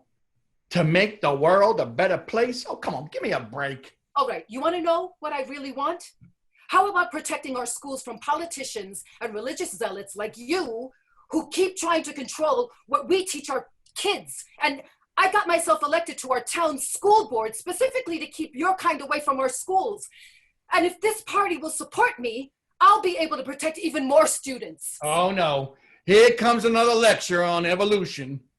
I think I better go see a man about a dog. And when I return, I hope you two have evolved into something better. Flint exits to the bathroom. What a pompous asshole. Careful. I mean, what a fine human being. You don't think the party would pick a windbag like that, do you? Oh, windbags get a lot of media attention. But Demetra, before the windbag gets back, why do you want to put yourself through all this? Oh, don't patronize me too. No, that's not what I mean. I don't know. I didn't know you were on the school board. That's so great. You're already right in the middle of things, so why enter politics? It can be so brutal. They're gonna drag you through the mud, all of us. Invade our families and friends, say the most horrible things about us. Just because I've got health issues, you don't think I can handle this? Well, so you were talking about yourself a little while ago. Never mind that. I know the importance of what I'm already doing, but I want to do more. I want to take my fight to a larger arena. I want to make a difference before I die. Your diagnosis is that bad? I'm sorry to hear that. I just mean, I'm not getting any younger.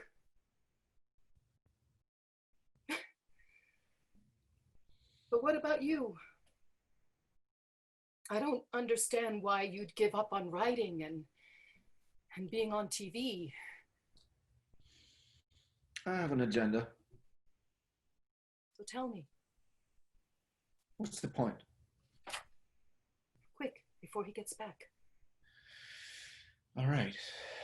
I don't like the way we treat religion in this country. You've been attacking religion all afternoon. Why would you want to help it? I don't. Hey, come with me. Philip moves Demetra to a downstage corner away from the voice. Look, I totally agree with you. I think organized religions are responsible for most of the evil in the world, but this country bends over backwards to help them out. What are you referring to? Taxation. None of these organizations pay any taxes. We're supporting them, even every phony denomination, every evil sect. Every time any one of them buys a piece of property, it gets taken off tax rolls and we pick up the tab. It's a national crime. What's wrong with giving them a helping hand? We do the same for colleges. Colleges educate the population. That's a public good. But churches exist just to push their own agendas. That's what you said. I think about some of the world's worst offenders, like that gay-bashing church that harasses people at funerals, or Scientology. You wouldn't believe the hate mail I still get because of a piece I wrote a few years ago. Our taxes support all of these organizations. Doesn't that make you sick?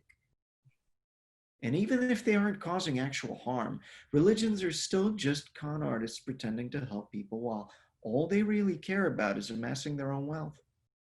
Hashtag the Roman Catholic Church. So why would we shield them from taxes?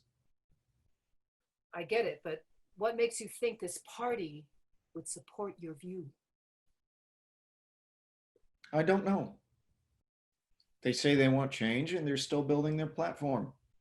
I'm hoping this is something they'll consider. And all right, the fact is my mother was always pushing me to be more than just a writer and a TV personality. She wanted me to get out there and make things happen in the world. This is my chance to make her proud of me.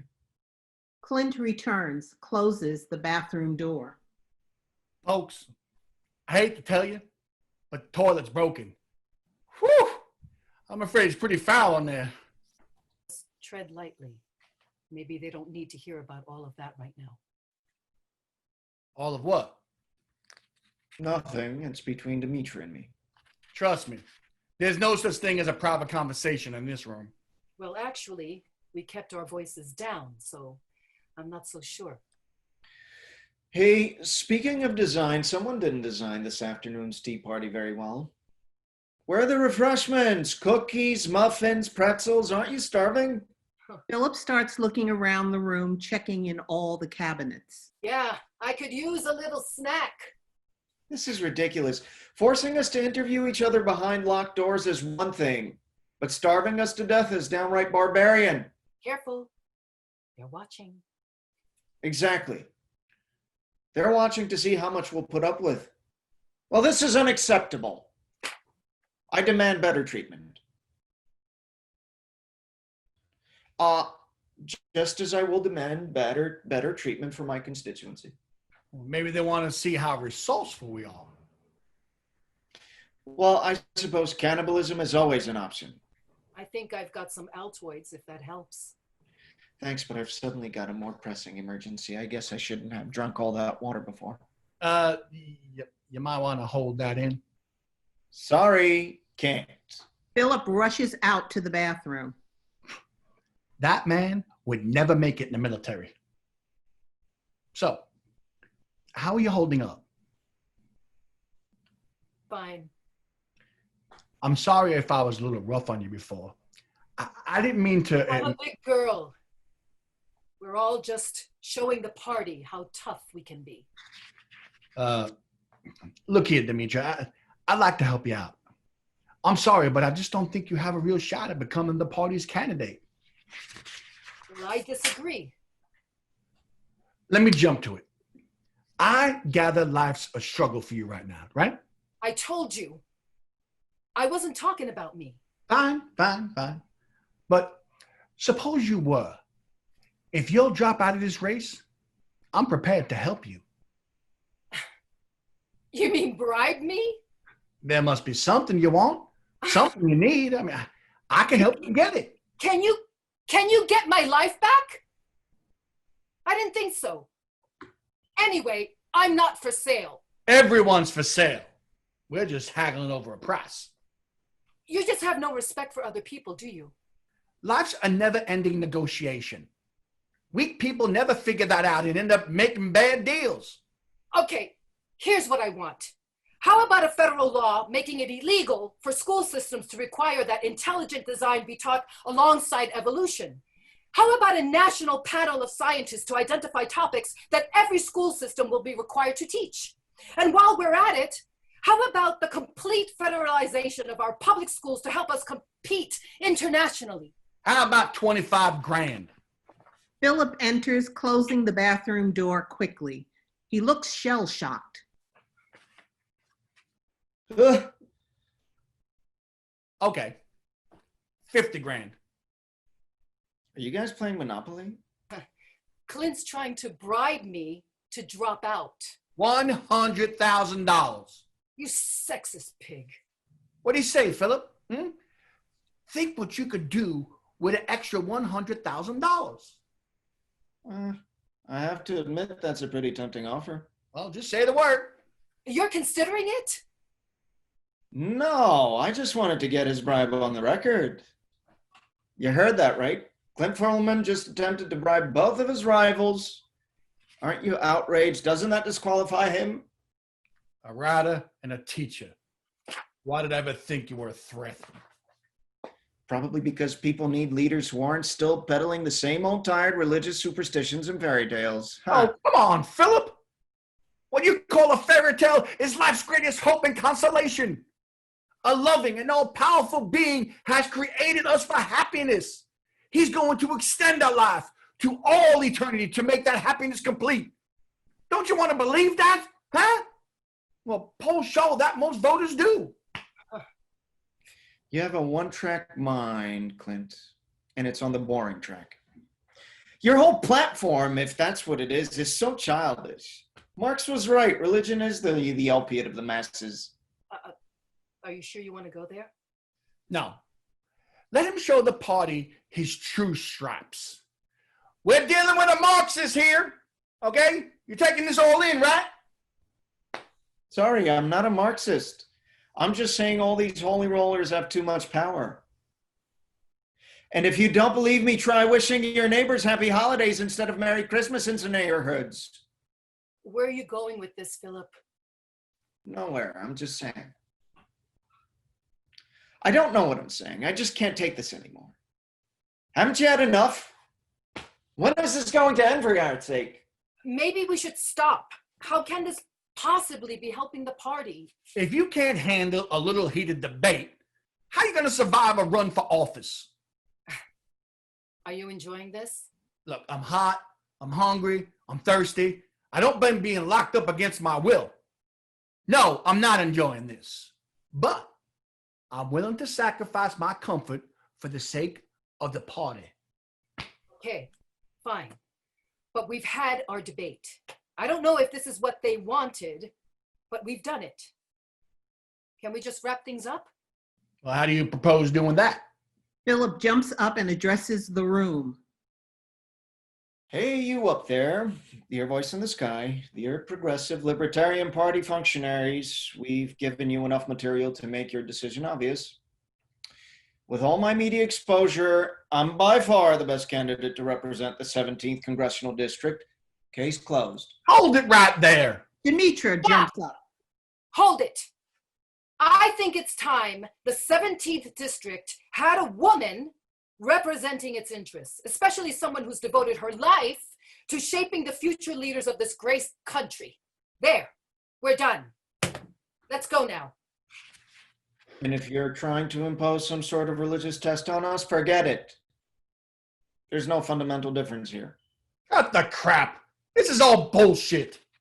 Why? We all said we believe in God. You know, I don't feel well. I've got to get out of here. I can't be cooped up like this. Clint collapses onto a chair. Are you all right, Clint? I can't breathe. Demetra tries to hold him. Dear Clint, everything's going to be all right. Clint pushes her away, and Philip runs to the bathroom. Don't touch me. I can't be touched right now. Okay. I won't touch you. Philip runs back in with a handful of water and tries to give it to Clint. Here, drink this. Clint pushes Philip's hands away, spilling the water all over Philip. Clint, tell us what you need. Maybe he's having a heart attack. Hey, we need help in here. We've got a man who's having a heart attack. Send someone to open the door, please, and call 911. I'm not having a heart attack. Open the goddamn door, will you? Let me out of here, for God's sake. Help! Let us out of here. Open this door. Hello, somebody. What should we do? Take a few deep breaths. Oh, that never works. I can't. I'm supposed to. I'm claustrophobic, okay? Clinically claustrophobic. Oh, okay. We'll get the door opened. Please. You need fresh air. Philip opens the window. Once again, the sound of traffic is deafening. Demetra screams wildly, covers her ears, and crouches down in pain. No, please. I can't take that noise. Demetra keeps screaming as Philip struggles to close the window. It's stuck. He keeps trying until it finally closes and the noise stops. Demetra recovers. Philip approaches Clint. How can I help? Really, leave me alone for a minute.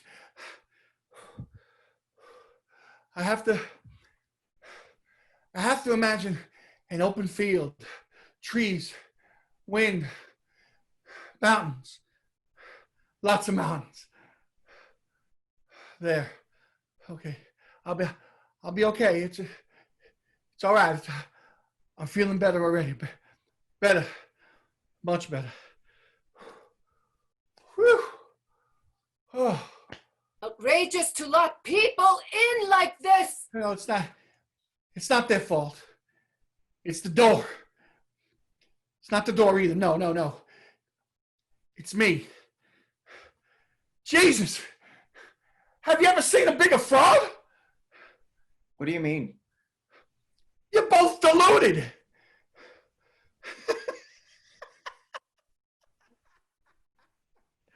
There is no God. Don't you realize that? I know that. I've always known that. It's an idiotic idea. Philip's right. It's childish. Marx is right too. Aren't we better than that? You're just upset. And there's no Jesus either. Well, actually, there's pretty good documentation that such a man existed. No. It's all fiction. Or it's become fiction. I mean, sure, maybe there was an actual person who, but he probably was just a nice man roaming around preaching some crazy ideas. No more of a god than the local sandal maker. So you don't really believe all those things you preach in the Glory Days ministry? I did in the beginning. Well, sometimes I still do. Look, we do good work, okay? We help lots of people, but then we wrap it up all in Jesus and God and a lot of other nonsense to make people palatable to our audience. And to get a nice tax exemption. Well, yes, there's that too. Though I'll say this much, I haven't been very good at perpetuating this fraud. Hope the party can appreciate how much talent that takes. But those people out there, what I see week after week after week, the stories I hear, what kind of God would let his own creatures suffer like that, huh? Sounds more like a sadistic tyrant. Forget Jesus. Maybe Hitler's the true son of this God everyone worships. Whoa, Clint. Listen to you. Look, I'll come clean. I don't believe in God either. I just say I do when I'm pressed, like today. Or I hide behind agnosticism. But it's such a relief, to be honest. Who'd have ever thought we're kindred spirits? Look, I'm sorry I deceived you nice people. That was a good exercise. I'm just glad we ended up in the same place. No. No, you don't understand. My deception goes much deeper, much deeper. Once again, you're right. I am a sick puppy. You're being too hard on yourself, Clint. Am I? You have no idea who I really am. The stage goes black. Spotlight on Clint. Clint's story begins. I'm not like other people. I've never felt a connection with other human beings. My wife and I are hardly more than roommates. My son Kip can barely stand to be in the same room with me, and I feel the same way. In high school, I was a loner. I never understood why the other kids got so revved up at our football games. The year we made it to the state championship, I went along with everyone else. Go Badgers! But when we won, I didn't feel anything. I looked down on my schoolmates for caring. But for some reason, they worshiped me anyway. Clint Fullerman, you're forgetting what high school was really like for you. Loser! Loser.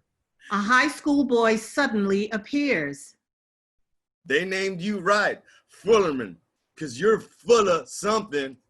The high school boy pushes Clint. He's full of shit! And he's got a big clit. A Clint full of shit. The high school boy pushes Clint again. Clint falls to the ground. Loser! Loser, Loser! Loser. High school boy kicks Clint before disappearing, and Clint gets back up. You're gonna be sorry for that. I'm not a loser. I'll show you.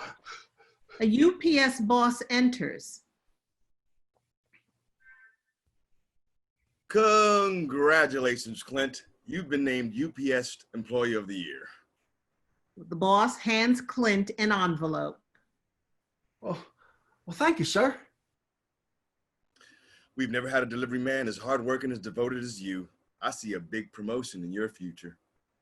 The UPS boss disappears. You really think I care about the United Parcel Service?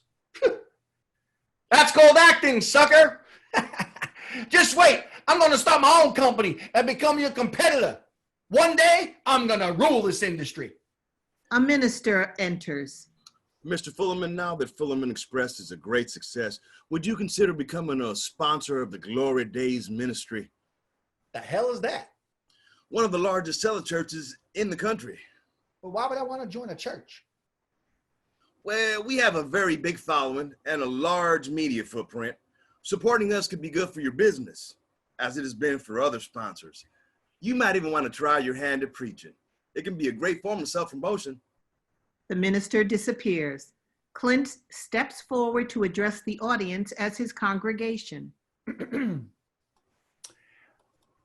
Friends, I want to welcome you to the Church of the Glory Days Ministry. Now, maybe you're like me. Maybe you've never expected to find Jesus. Maybe you weren't even looking.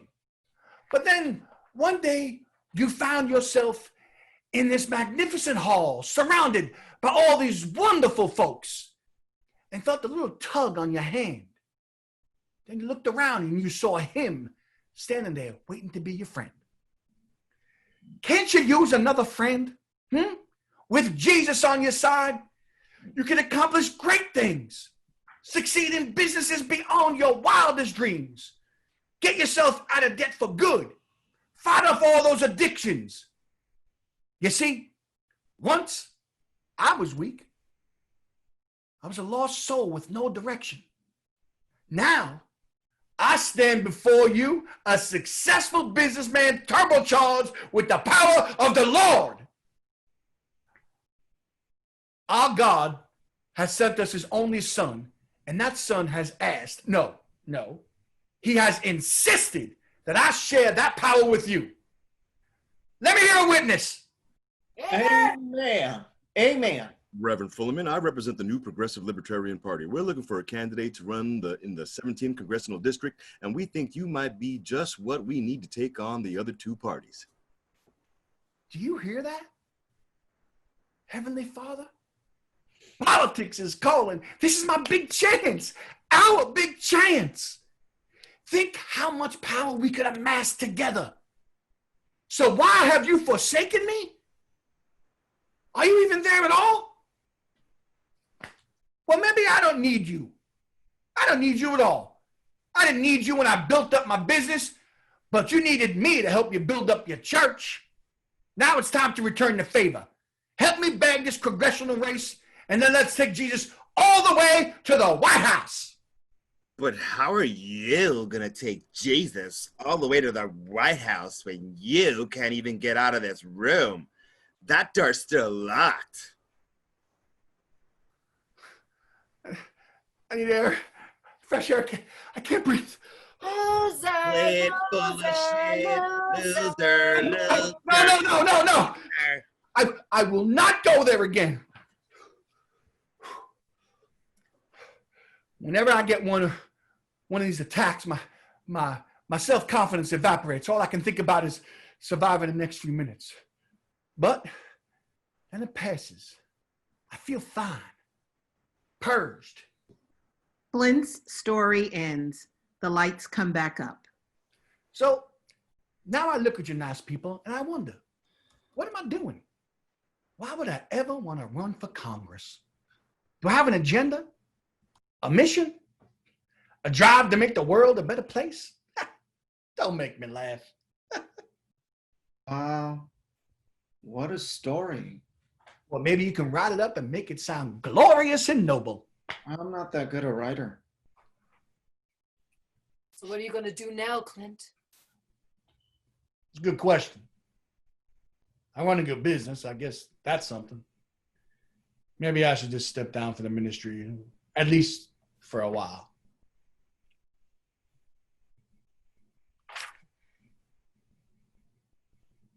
Clint stares at Demetra, then starts to pace. No. This is crazy. I don't step down from things. What's happening to me? How can everything just change just like that? I was fine till they locked us in this room. This goddamn room. Okay. Let's turn back the clock. Go through the motions like before.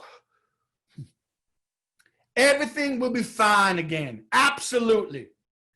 I just need to get Jesus back. Recommit myself to him. Come on, Clint. You know that makes no sense now. I know what I have to do. Clint approaches the window. Demetra cowers, anticipating the noise. Clint stares outside.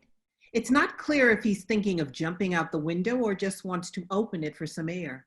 He turns and sees Demetra cowering. Their eyes lock for a moment. There. Don't worry about me. No, I can't do that to you. Clint moves away from the window.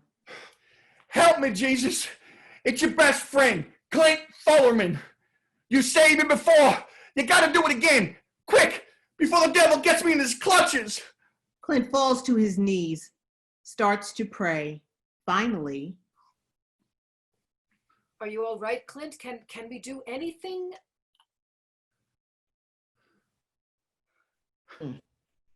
Of course. That's what this is all about. That's who you are. Confess your complicity with the devil. Don't be ridiculous. Clint gets up, brandishes a chair at the others. Stand back, Lucifer. You thought you had me, didn't you? Get away from me, Satan. Go back to hell. Clint! Stand back, I say. Stand back. We hear the sound of a key in the door. A man peers into the room and is shocked by what he sees. Oh, excuse me. Clint, Demetra, and Philip drop everything and lunge at the door, but the man exits, closing the door behind him before they can stop him. Philip tries to open the door, but it's locked again. False alarm. Clint, Demetra, and Philip scramble to get dressed and make themselves presentable. Who was that? You tell me. You think that's the voice we heard? The man returns. He looks at his clipboard. Excuse me, but are you sure you're in the right room? What are you here for? We're supposed to be interviewed. At least that's what we thought. We've been kind of abandoned. Demetra hands the man a sheet of paper. See? 425 West Street, 5th floor, conference room B, as in believe. That explains it. No, you see, this is conference room F, as in fantasize. Your room's in the other hallway. And hold on a second. Your meeting is supposed to start at 4 o'clock. They've been waiting on you. I need my phone. Demetra runs out. It's outrageous. Who's responsible for this? I don't know. I'm so sorry. We've been having a problem with our interns. So unprofessional. Then why'd you lock us in here? Nobody locked you in here. We kept trying to open the door. It was definitely locked. Oh, this explains it. Look, you see, look, this latch, right, it keeps getting caught on the inside release and it's broken. So I just better go call the locksmith. Give me a second. Demetra returns calmly with her phone. Everything's fine.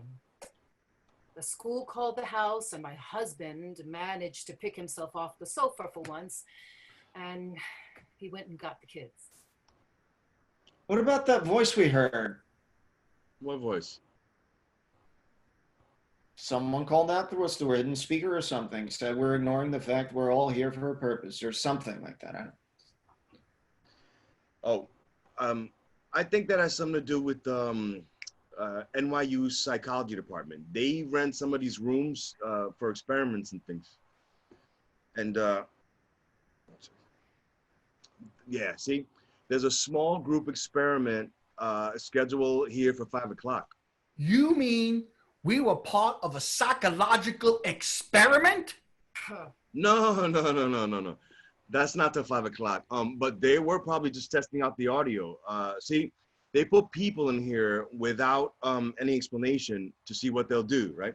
So then if nothing happens, they use pre-recorded messages to prod them and then they get something going. That's probably what you heard. What kind of operation are you running here anyway? Look, I'm really sorry this happened. Let me escort you to conference room B. They're expecting you. Again, my apologies. Wait a second. You keep us locked in here all afternoon against our will, and now you want us to start all over again? Well, I'm through being ordered around and roasted like a chicken and starved and bullied. I'll leave when I decide to leave. Anyway, I'd like to finish grading these tests before I go home. And I'm very tired. Maybe I should rethink going after this thing. Hey, I'll keep you company. I'm not sure that's a good idea, Philip. And I'm not so sure I'm the right person for this position. Do I look like someone who could hide his real beliefs for very long? You look like someone who's meant to wield the uncompromising power of your laptop. Demetra hands Philip a slip of paper. Oh, and here's the Wi-Fi password. You can email them your article now. No, thanks. Philip opens up his laptop, gets back to work. Please, sir. Defeated, the man exits. Do what the man wants, Clint. Looks like you win by default. Unless they didn't appreciate your little breakdown. I don't think they know about that. See, it turns out nobody was monitoring us, right? Then I won't say a word to anyone about all those blasphemous things you said. That's if you write me a big fat check. Kidding. Oh. Well, to be honest, I'm not sure I want this position either. Not if the party's this disorganized. Though, I suppose maybe I'll just go find out exactly what they're up to. Luck, Clint. Clint exits. After all that, you think he still wants the position? he comes to his senses, I'll bet he'll go right back on track to conquer the world.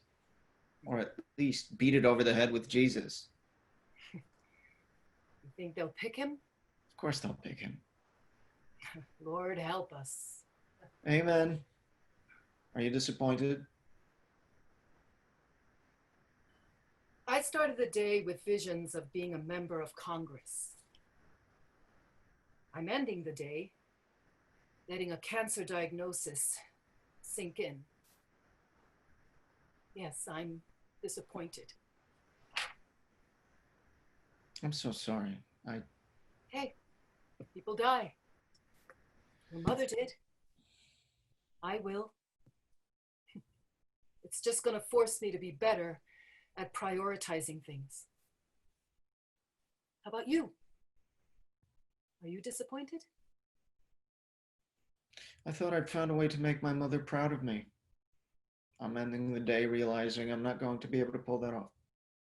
Nonsense. I bet she'd be very proud of your idealism. We don't all have to change the world. Sometimes it's enough to teach or inspire other people. The man returns. Look, I hate to rush you out, but I really need this room. Look, could you please just help me out? I'm having a very bad day. Fine. Whatever. Philip and Demetra pack and exit. End of play.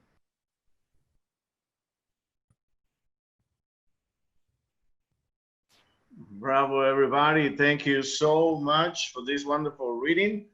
I just would like to remind our audience that if you liked our work and want to support us, please visit iatitheater.org/donate. We're a nonprofit organization, and any donation or any amount will help us tremendously. Now, I would like to bring back our wonderful cast, starting with Michelle Rios, Gary Tavitian, Warren Bob, David Poggi, last but not least, Amelia Anderson. Welcome, everybody. Thank you so much. And also would like to welcome our playwright, William Fowkes. Welcome, welcome. And our director, Renoly Santiago. At this time, we're going to start our Q&A portion of the reading. Everybody, you can have your microphones on. And we would like to start with William. I wanted to ask you a couple of questions, beginning with how long ago do you write this play? And following up to that, how did the play change going through the process of Cimientos? Okay, I started this play probably 5 years ago or so, and put it through a couple of workshops and writers groups, and then brought it to Cimientos. And in Cimientos, I got a lot of input, and there was some concern about the balance between the argumentative part of the play and the action of the play. So I tried to work on that a little bit, tried to heighten the human interaction a little bit more, downplay the argument a little bit. It was also a little too long, so I cut a little bit, and I can see from tonight it's still too long, so I've got to cut more. And here we are. One thing that caught my attention, and I was wondering if I didn't hear correctly, but they explained towards the end that the voices that they hear are the recordings of a psychology class next door. But I noticed that they say the name of the characters, if I didn't misunderstood when the voices were talking, or that was a flashback? Yeah, no, there's only one voice that we ever hear that we hear in the room. It's that first time when we hear a voice say something like, "You're all ignoring the fact that you're here in this room together for a purpose." So that's an actual voice coming over speakers, which we later discover is just a voice, a pre-recorded voice message, a message that has been prepared for a psychology class or experiment that's going to happen in this room later that night. All the other voices we're hearing are all in flashbacks, or they're in Clint's story. So it's only that one time that we ever hear a real voice. By all means, everybody, just to let you know and reiterate that you're more than welcome to ask any questions, either by posting a comment on Facebook Live, or either here by pressing the Q&A button on Zoom. We do have a little message by Donald Loftus saying, great job by the class. So good job, everybody. And also from, we have another question saying, how was the preparation for the reading differently than any other regular reading using this platform, Zoom platform? Let's start with Renoly, the director of the play. Tell us a little bit about that preparation. Sure. Well, it was different. That's all I can say. I mean, as a director, I always like to use the elements around me. So I don't care if I'm in a cave or I'm in a backyard or I'm in a high school or a theater. I use the elements, and it's funny, you know, I come from the school like Michelle Rios of Elizabeth Suedos, a wonderful director that we both worked with many times. And that's one of the things that she said to me when we were working. So I've always tried to absorb everything from every director that I really look up to. So it wasn't that different. I mean, again, I just went in using what I had in rehearsal. So we experimented a little bit with, you know, some physicality. And that was it. And then I was fortunate, I think, enough for the format of the play that it is something that takes place in a room where there are few characters, one set, and basically that made it, you know, serve this kind of medium. Great. We do have a message from Stephen Smith saying, bravo, everyone. He seems to be that he liked the reading. And also we have a message from Joseph Krosik, sorry if I mispronounce it, and he says, is asking, what are the stakes here, other than they are locked in a room? William? Oh, the stakes are that they all seriously want to run for Congress. They're all in competition to be the nominee of this political party, and they all want it for different purposes. I think Demetra's is perhaps the clearest because she really wants to make changes in the educational system. And now we have the added problem that she just discovered. She just had a diagnosis of cancer.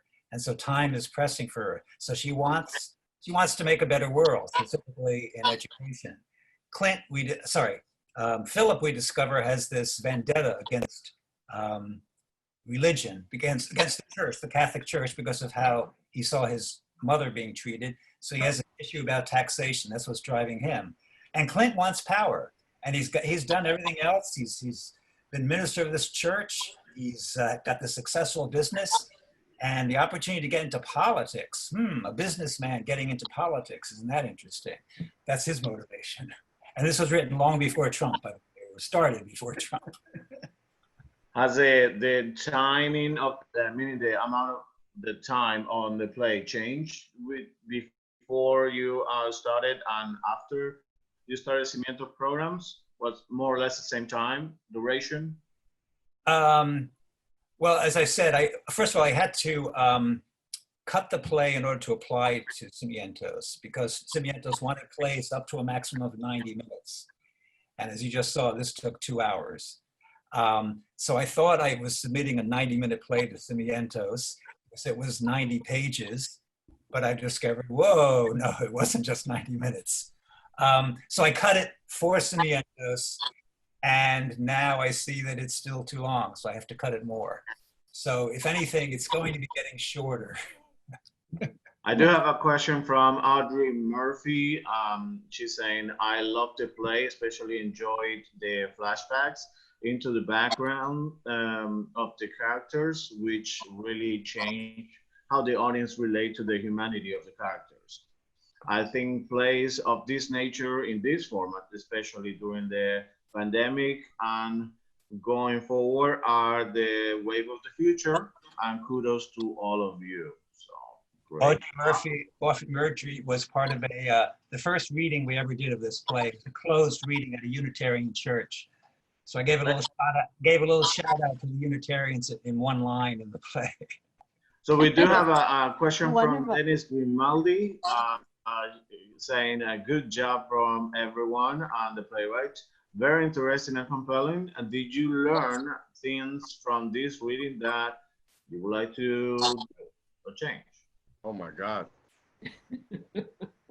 Who's that question to?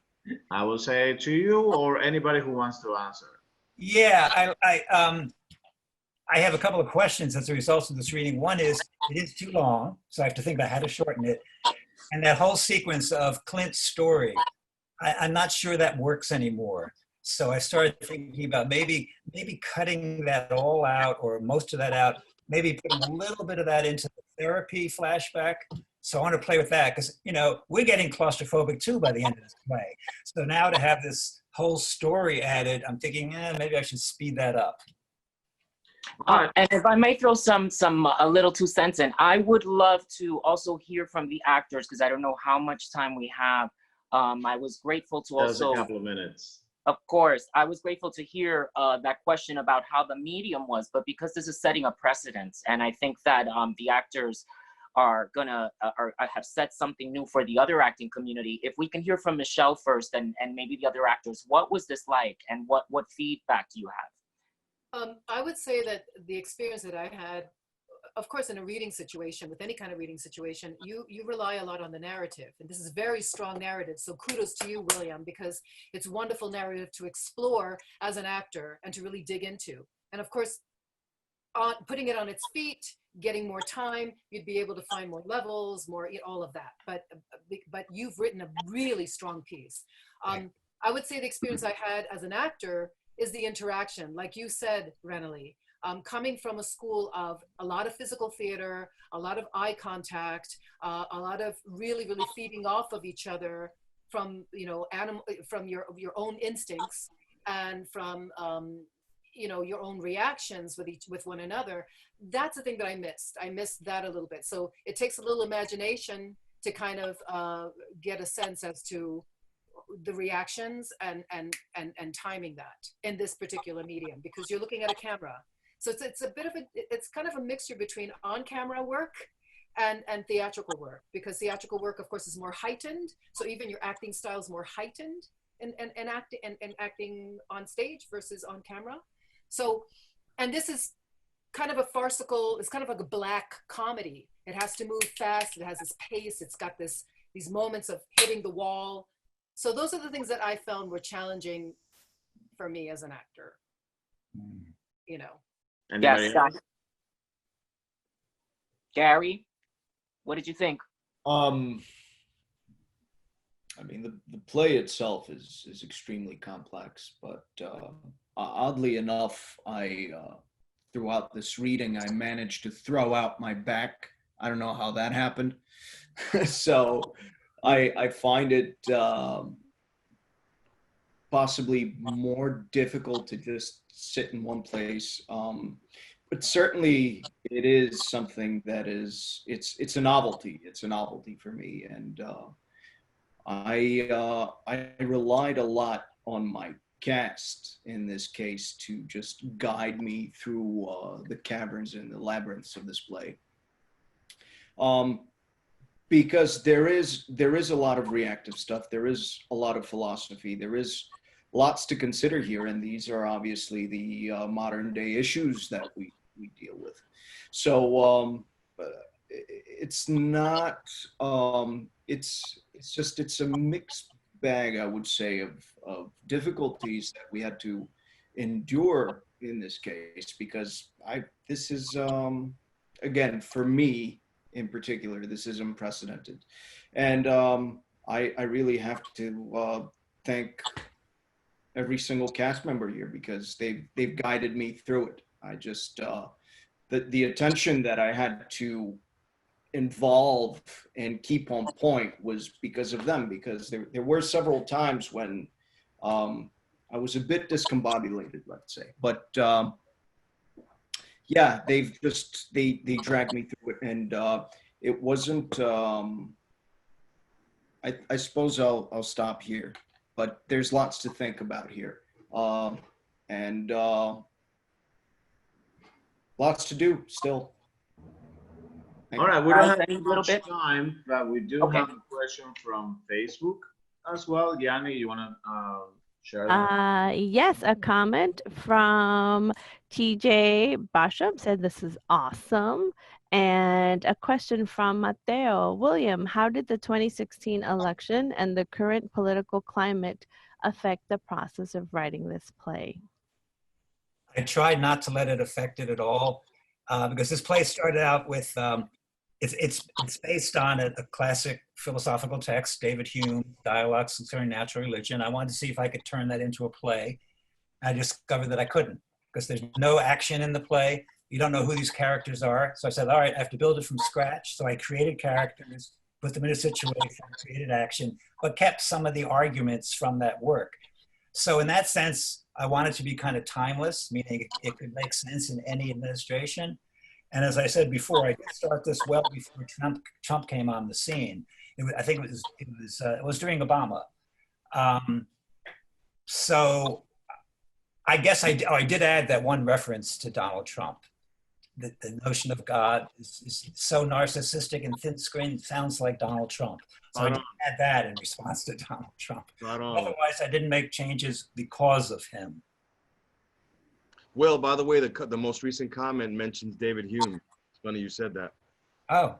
If you look at it, it's Q&As. It talks about David Hume. We got some David Hume fans out there. All right, I do have a question here on Zoom.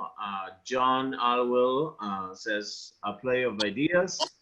It was marvelous. Aside from David Hume, I kept having one association, Buñuel's Exterminating Angel, in which the aristocrats magically are unable to leave the room.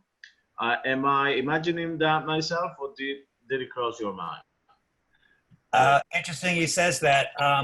You may know, if you know the Buñuel film, Exterminating Angel, a few years ago there was an opera here in New York, the Met, an operatic version of it, and it was a big success. I did happen to see that. But I don't think so. I don't know. There have been other films and plays about people trapped in a room. So it's not a very original concept, but I don't think I was directly affected by the Exterminating Angel. I don't know. All right, guys, we have just 2 more comments and we are done for today. One of the comments is from Kevin Swanner. As a first-time Zoom play watcher, way to adapt to current situations. At first, I didn't know what to think about a play on Zoom, but I really enjoyed the locked in the box situation. Bravo to everyone. David's afro growing in between scene changes made me laugh so hard. I agree to that. So bravo, David. That wig was a complete surprise to all of us. Yes, I have to say, I love David, but that would have been, I would have not done that. You know, I'll have a word with him about surprises later. But in any sense, you know, he's an audience favorite. So, okay, guys. A great job, everybody. John Alvin also agrees, says it was great. So her too. So that's it for everybody. Let me just thank, on behalf of the audience, our wonderful cast again: Michelle Rios, Gary Tavitian, Warren Bob, David Poggi, and Amelia Anderson. Our director, Renoly Santiago, for being part of this program. And thank you, William, for participating in Cimientos 2020. It's been a pleasure having you with us. Please stay in touch and don't be strangers. People, let us know what all your future successes, okay? For all of our audience, our next reading is going to be in Congress by Tony Manso tomorrow at 6 p.m. Visit IATitheater.org, IATI theater.org to join via Zoom or simply connect through our Facebook page. Thank you very much, everybody, once again. We appreciate it. Have a good night. We'll see you next time.